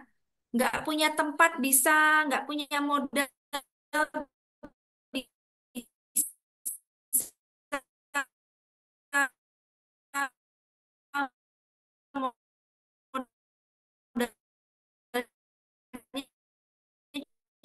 cuma pertemanan, modalnya kepercayaan mulai ya, teman-teman ya. Tapi untuk membuat usaha kita berkelanjutan, kita harus memikir misalnya seperti dalam kasus saya. Oh, saya udah punya pelatihan nih, saya buka merek RKC. Salah satu kan ada waktunya nanti saya ketemu klien besar yang akan menanyakan legalitas. Nah, maka mau tidak mau sebelum itu terjadi saya urus dulu ya. Saya akan mengusahakan legalitas. Sama seperti kalian nanti usaha apapun itu, kalian harus next step-nya itu kalau sudah ada pasar. Ini kalau sudah ada pasar ya. Jangan belum-belum kalian mikirin legalitas dulu. Aku mau buka PT apa Hesti Purnamasari Indah Sekali misalnya. Misalnya ya, Mbak ya. Apa jualannya aja pikir nanti deh, pokoknya saya punya PT-nya dulu. Loh, enggak. Kita mulai justru dari kecil dulu. Ada pasarnya, ada repeat order, ada omset yang jelas, baru kita legalkan. Seperti itu. Tapi itu harus segera dimulai, harus dipikirkan. Dan pelegalan itu nggak harus PT bentuknya, CV itu bisa lebih kecil. Dan ada kabar baik lagi, sekarang kalian juga bisa bikin namanya PT perorangan. Nah, PT perorangan itu bentuknya PT tapi pendirinya satu. Itu akan lebih memudahkan untuk usaha-usaha kecil.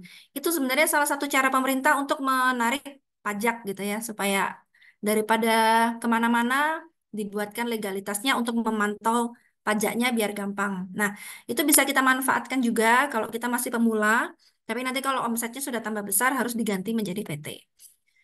Lalu kita juga harus merancang sistem usaha. Nah, ini yang susah ya. Merancang ini memikirkan bagaimana kalau pas saya nggak bisa. Harus ada yang tetap menjalankan usaha ini. Itu namanya sistem yang harus kita pikirkan.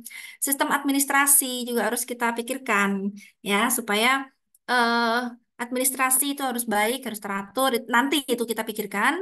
Laporan keuangan harus kita pikirkan, sistem pergantian orang ya. Terus kalau kita punya tim, kita harus nge-briefing, kita harus menyamakan visi supaya kalau klien kita ketemu dengan ownernya maupun dengan orang lain, omongannya tetap sama. Nah, itu sistem.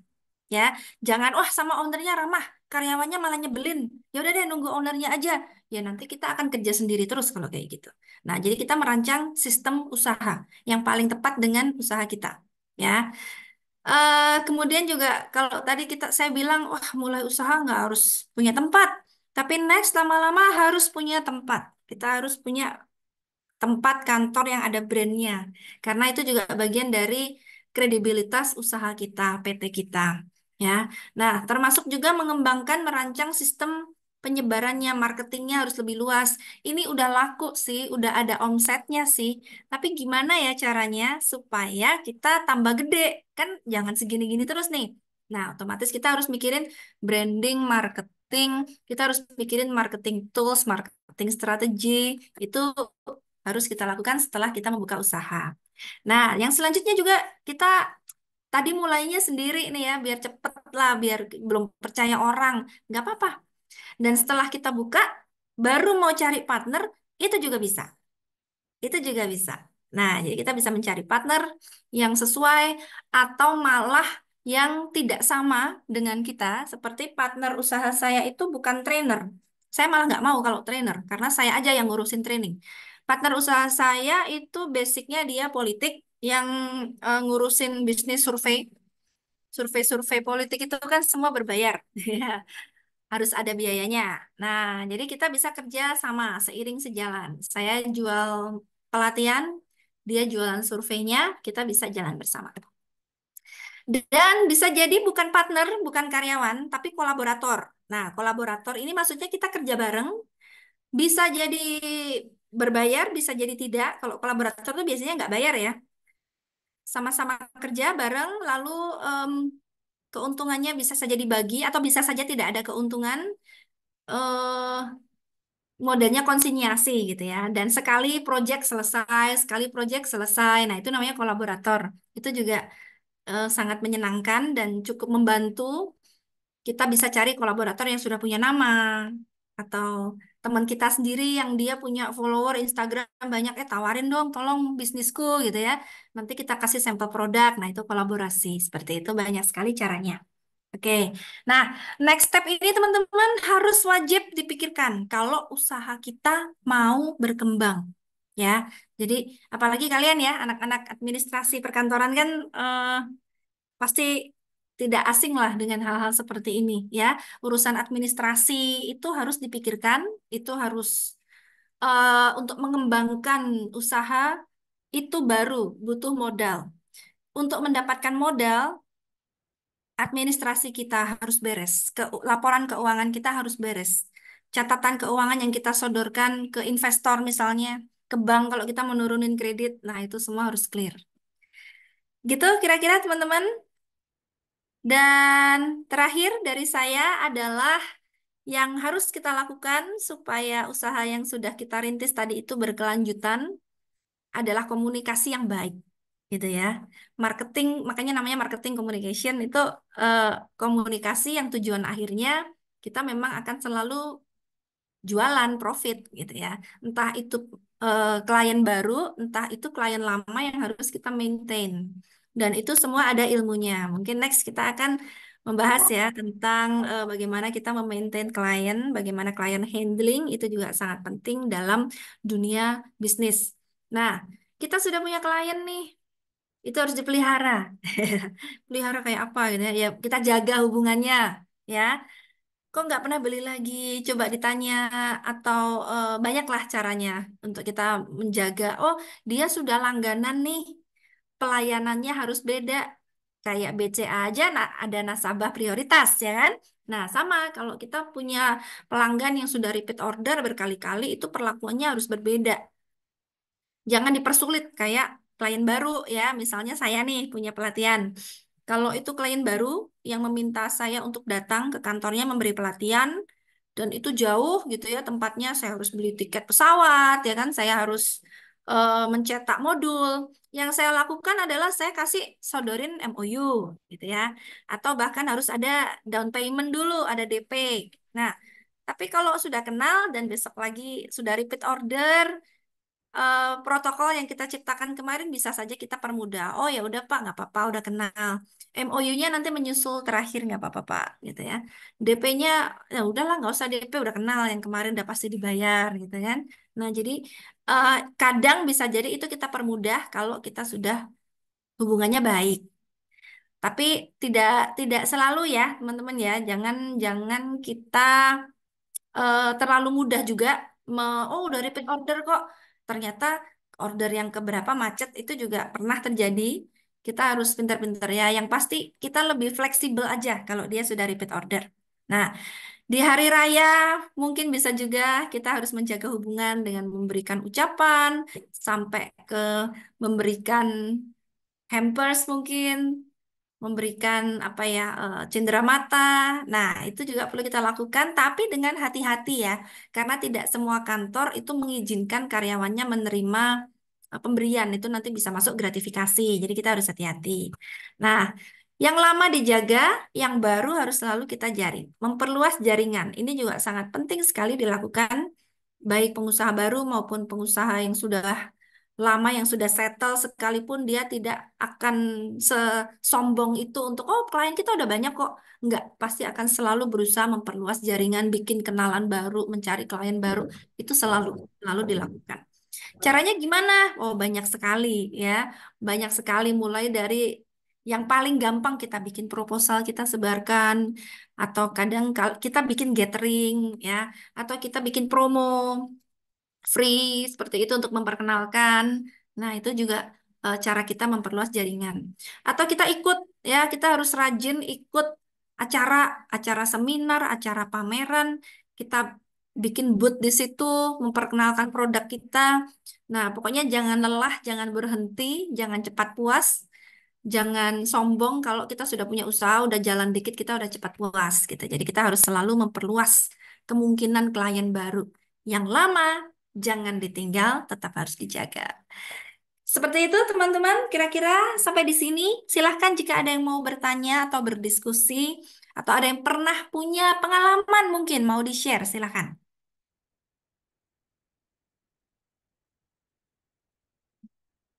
Adakah teman-teman? Silahkan.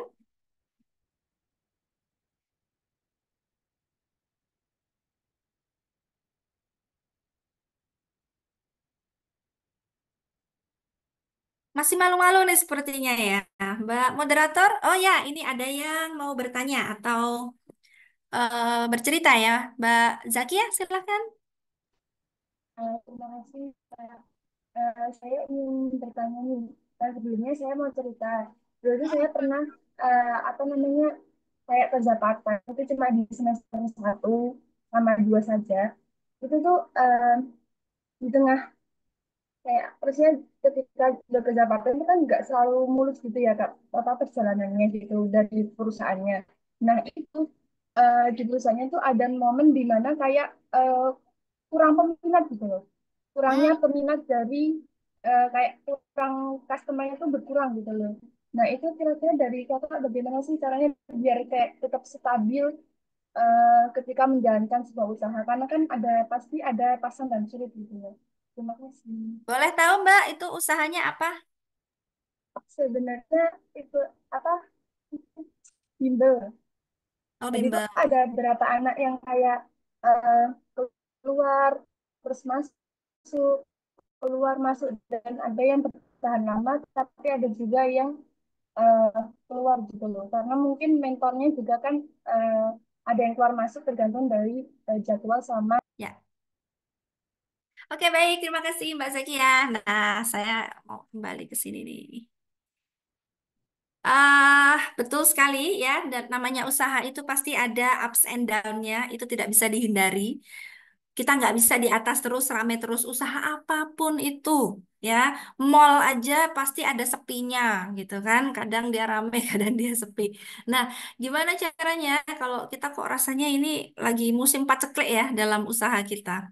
Kalau dari pengalaman saya, yang pertama harus kita lakukan adalah kita analisa. Kenapa? Kenapa kok ini tiba-tiba jadi sepi ya? Kenapa kok nggak ada ya? Nah, ada beberapa kemungkinan yang mungkin terjadi. Bisa jadi memang minat masyarakat sedang turun, memang masanya, momennya sedang tidak bagus. Nah, kalau itu yang terjadi, oh berarti bukan salah kita ya. Memang yang lain-lain juga. Tapi bukan berarti kita bisa ongkang-ongkang nih. Oh, yang lain juga kok, bimbel lain juga lagi turun kok trennya sekarang. Misalnya, katakanlah, oh trennya tuh lagi bimbel online, ya, bukan yang offline. Ya wajar lah. Nah, tidak boleh kita kemudian mewajarkan itu tanpa usaha apapun. Oh, sekarang trennya online. Berarti kita juga harus coba gimana caranya ya. Apa kita punya dua produk ya, diversifikasi. Kita jual yang online juga. Trainer-trainer kita, para guru-guru lesnya diminta bikin video, kita bikin versi online. Atau mungkin em, diversifikasi yang lain gitu ya, yang kita coba sistem yang lain. Jadi betul memang ini bukan salah kita. Bisa jadi memang trennya sedang bergeser kemana.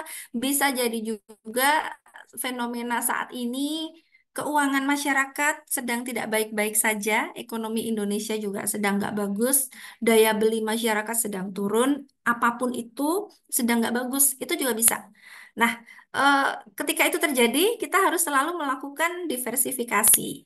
Tapi yang penting tahu dulu penyebabnya. Oh iya, sekarang penghasilan memang pada menurun. Mungkinkah kita harus bikin diversifikasi harga? Mungkinkah kita bikin versi paket yang lebih murah supaya lebih terjangkau? Nah, itu harus disesuaikan dengan penyebabnya. Atau seperti zaman eh, pandemi dulu, itu udah nggak bisa diapa-apain ya. Semua industri lesu, gitu kan. Termasuk usaha saya waktu itu juga, Mbak, namanya pelatihan online itu nggak efektif, pasti akan eh, lebih utama itu yang offline. Tapi itu semua harus terhenti, tapi kami tidak berhenti dalam melakukan marketing. Jadi meskipun itu masa paceklik ya, musim kemarau banget, tapi kami manfaatkan musim itu justru untuk memaksimalkan marketing, kita bikin marketing tools, kita bikin branding yang lebih baik, dan ketika pandemi berakhir, kita bisa langsung gaspol gitu. Jadi itu juga strategi yang harus dimainkan. Nah, itu yang pertama kita pelajari dulu penyebabnya apa. Yang kedua, kalau ketemunya itu ternyata ada kesalahan, mungkin kita harus introspeksi. Oh, jangan-jangan guru kita nih trainer-trainernya nggak banyak yang seneng atau ada yang bermasalah. Kita harus sigap juga untuk melakukan pembinaan, pergantian. Oh, kok em, trainernya malah pada keluar ya? Bolehlah kita tanya, kenapa? Kita harus kita harus tahu apa yang salah dengan sistem kita. Nah, dari situ kita bisa introspeksi, kita mendapatkan data untuk kita olah dan memperbaiki sistem yang ada di tempat usaha kita. Itu salah satu cara yang sangat baik sekali untuk kita meningkatkan performa. Jadi, jadikanlah momen-momen kita, katakanlah lagi sepi gitu ya, itu untuk justru kita memperbaiki diri untuk tampil lebih baik lagi. Saya rasa seperti itu. Yang penting kita harus mau jujur ya untuk melihat ke dalam instansi kita, salahnya di mana, kurangnya di mana, apa yang perlu diperbaiki. Kalau perlu kita bikin survei kepuasan pelanggan, Mbak. Yang pertama tempatnya, kedua trainernya, materinya, mereka kasih nilai berapa sih selama ini? Nah, itu akan menjadi data yang sangat berharga. Demikian Mbak Zakia, mungkin ada tambahan?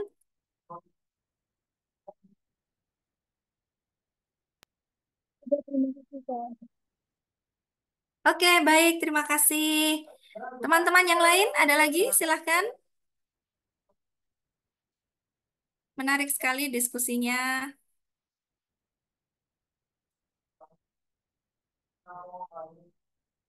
Ya, silahkan. Ada yang mau tanya lagi? Silahkan raise hand atau langsung buka mic juga boleh.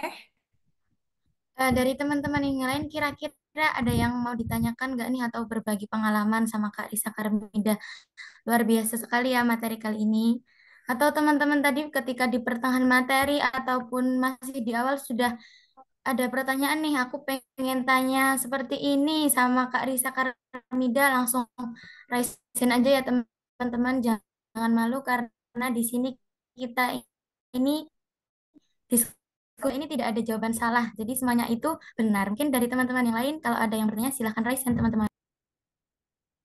Terima kasih Mbak Fatima, MC merangkap moderator ya. Oke, silakan teman-teman. Mbak Sofi, oke silahkan. Halo Bu Risa, sebelumnya perkenalkan nama saya Sofi. Saya mau bertanya mengenai sebenarnya selama penyampaian saya itu benar-benar termotivasi untuk melakukan bisnis. Cuma memang belum kepikiran aja. Nah, tapi saya kepikiran satu hal Mbak Risa.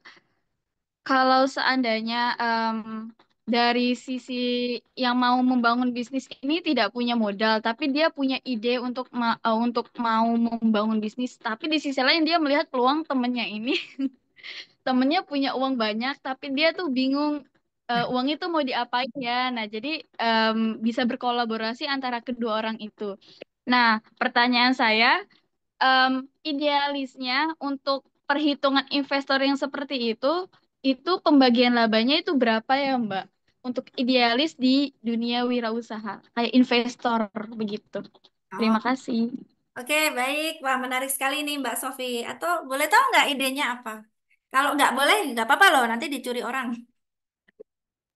Nggak boleh. Nggak boleh, mau buka usaha apa nih? Mencurigakan. Ya, oke. Nggak apa-apa, kamu. Tapi benar, kalau kamu punya ide, jangan diceritain ke orang-orang ya. Nanti dicuri orang mewujudkannya. Disimpan dulu cerita sama orang yang satu visi atau yang ya kira-kira ada kesempatan kerjasama gitu ya. Jangan diceritakan semuanya.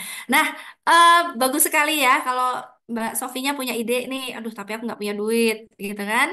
Tapi temennya kok punya duit, dia malah yang nggak ide. Nah, kita bisa jalan bareng, bisa bekerja sama, berkolaborasi, itu sangat bisa. Model pembagiannya lihat-lihat. Sebenarnya itu tergantung pada kesepakatan berdua. Bebas-bebas aja mau berapa. Yang penting yang punya duit ini mau gitu ya, dia rela.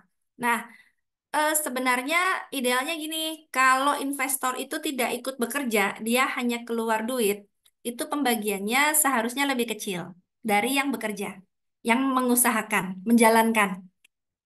Nah, prosentasenya berapa? Itu tergantung kesepakatan. Bisa 20, 80, 30, 70. Nah, apalagi kalau Mbak Sofi yang menjalankan juga ikut keluar duit nih dikit-dikit. Nggak full dia, gitu kan? Nah, itu kesepakatan. Kalau full dia, nah bisa jadi prosentasenya agak gede. Mungkin 30, 40. Tapi setahu saya, kalau kita yang menjalankan, kita yang bekerja, itu logikanya harus lebih banyak. Tidak tidak juga 50-50.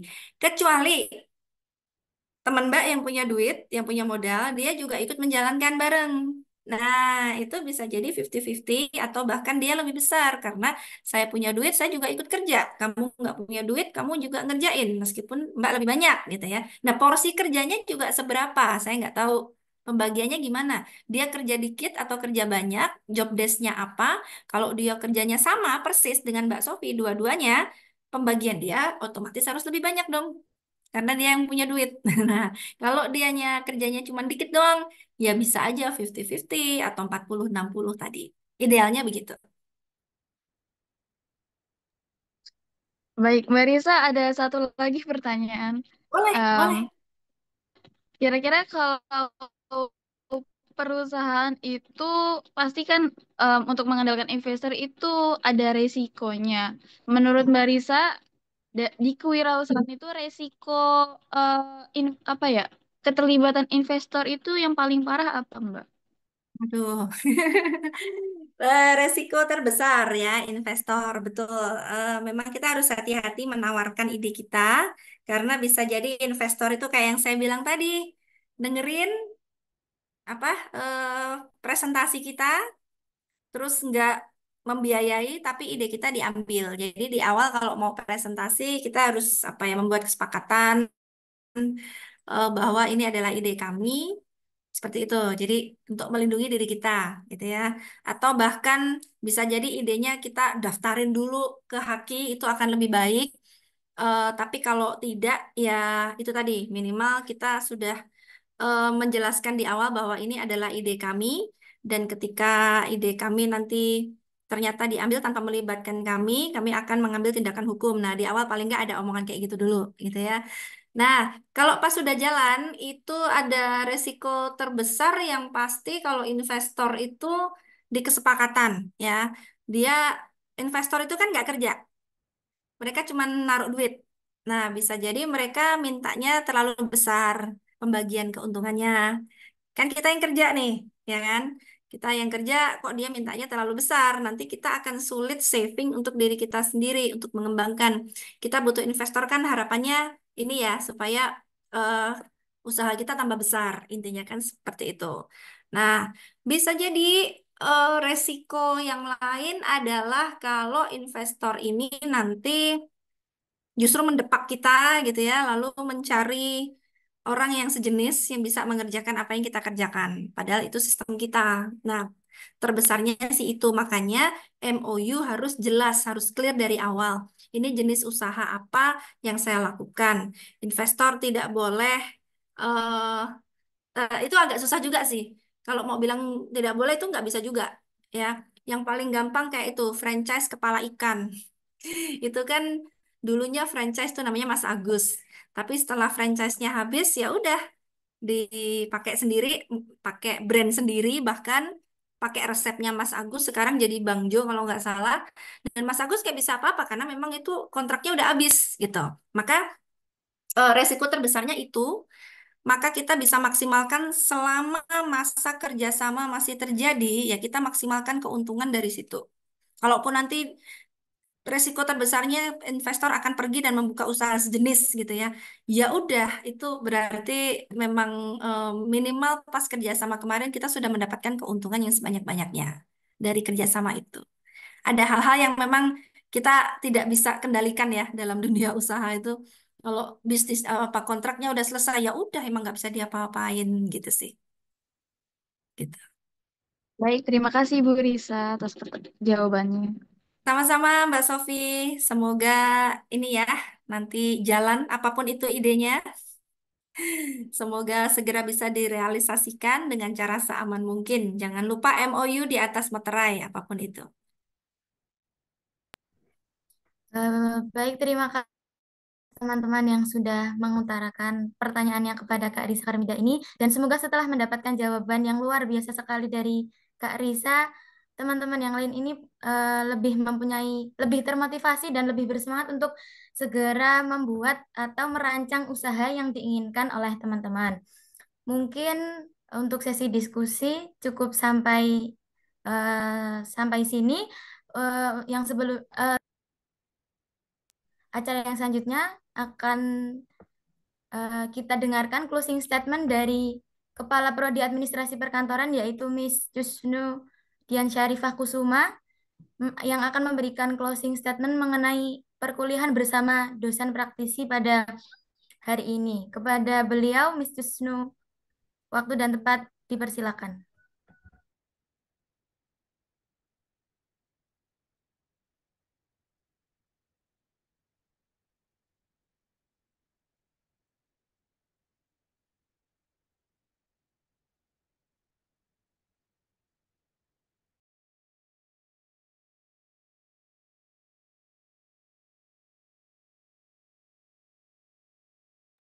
Ya, ya, ya. Sebentar. Mohon maaf ya, saya juga lagi closing di kelas sebelah. I'm back. Oke, baik. Mohon maaf keterlambatannya Mbak Risa. Matur, thank you. Terima kasih banyak. Wah, enjoy sekali meskipun saya dua telinga saya mendengarkan dua Zoom ini ya. Pertama-tama saya mengucapkan banyak terima kasih pada dosen praktisi hari ini ya Mbak Risa yang pengalamannya luar biasa. Saya harap nanti tambah lagi tuh satu pertemuan lagi ya Pak Antus ya dengan topik yang berbeda dan bisa diikuti oleh kelas Gunung Kidul maupun kelas Wates ya. Dan semoga ini menginspirasi teman-teman. Materinya hari ini luar biasa. Saya sampai screenshot ya, meskipun nanti materinya saya minta gitu ya. Karena ini bekal teman-teman. Mungkin ini di sini ada Mbak siapa yang dari semester 6 ini? Mbak Yunisha, yang ngerti ya Mbak Yunisha. Apa yang menjadi materi di komunikasi bisnis yang disampaikan Mbak Risa ini bekal kalian nanti ketika ketemu dengan simulasi bisnis. Kalian harus mencari ide, kalian harus jalan-jalan, kalian harus tahu target pasar seperti apa dan lain-lain. Ya, terima kasih sekali lagi saya mengucapkan kepada Mbak Risa. Kita berjumpa lagi nanti di kesempatan untuk sesi 2 dengan materi yang berbeda tentu saja. Dan saya mengucapkan terima kasih pada Bapak PIC dosen praktisi Pak Antus ya di semester ini masih banyak perjuangan yang harus dilakukan ya Pak Antus. Masih ada 20 pertemuan lagi. Jangan pantang menyerah ya untuk teman-teman ya, kesempatan ini sangat langka ya. Enggak setiap semester ada, enggak setiap hari juga ada dosen tamu atau dosen praktisi. Jadi manfaatkan, gali ilmu mereka. Bertanya itu wajib ya hukumnya biar kalian menambah pengalaman. Saya sangat amazed tadi ya, meskipun saya nggak bisa fokus banget, tapi melihat dari PPT yang di-share itu, wah, ciamik ya materinya. Sekali lagi, jangan bosan-bosan untuk mendapatkan ilmu dari dosen praktisi kita. Masih banyak yang akan diberikan Pak Antus nanti ya di mata kuliah lainnya. Sekali lagi terima kasih Mbak Risa ya. Kita jalin nanti dengan kerjasama lebih erat ya dengan PKS ya, dengan IA ya Mas Entus, nanti bisa ditindaklanjuti sehingga kita akan mendapatkan kolega lebih banyak. Insya Allah tidak cuma go nasional tapi kita juga go internasional ya. Saya rasa cukup itu penutup dari saya. Terima kasih sekali lagi, kita jumpa di lain di lain kesempatan. Jaga diri, jaga kondisi. Sampai jumpa. See you. Dadah, goodbye. I love you. Terima kasih, Bye. Foto bareng dulu ya. Foto dulu ya. Siapa nih? Screenshot. Udah berapa Fatih, pages marahin nih? Fat. Oke, untuk sesi terakhir ada penutup dan dokumentasi. Mungkin sebelumnya kami ucapkan terima kasih kembali. Terima kasih banyak kepada Kak Risa Karmida yang telah memberikan dan men-sharing pengalamannya di dunia yang sesungguhnya, di dunia bisnis yang sesungguhnya kepada kita semua. Semoga kita bisa menambah wawasan dari apa yang tadi sudah disampaikan Kak Risa Karmida. Selain itu kita juga bisa tambah termotivasi dan tambah semangat untuk merealisasi usaha atau rencana usaha dari teman-teman semua. Mungkin yang akhir kata dari saya, kurang lebihnya mohon maaf. Wassalamualaikum warahmatullahi wabarakatuh dan selamat siang teman-teman semuanya. Langsung lanjut sesi dokumentasi. Mungkin yang pertama Yuk, difoto ya. ada ya slide 1 dengan gaya ya. lope. Lop sedang. Kayak gini nih, lop sedang. 1, 2, 3. Oke, slide berapa nih? 2. Lanjut slide Lop 2. kecil. Lop kecil. Slide 2, 1, 2, 3. Lop besar. Selanjutnya slide 3. Untuk slide 3, 1, 2, 3. Oke. Thank you Mbak Risa, cantik. See you. Makasih Mbak Risa. Terima kasih Bu Husnu, Makasih terima semua. kasih Kak Antus. Terima kasih teman-teman Sama-sama. semuanya.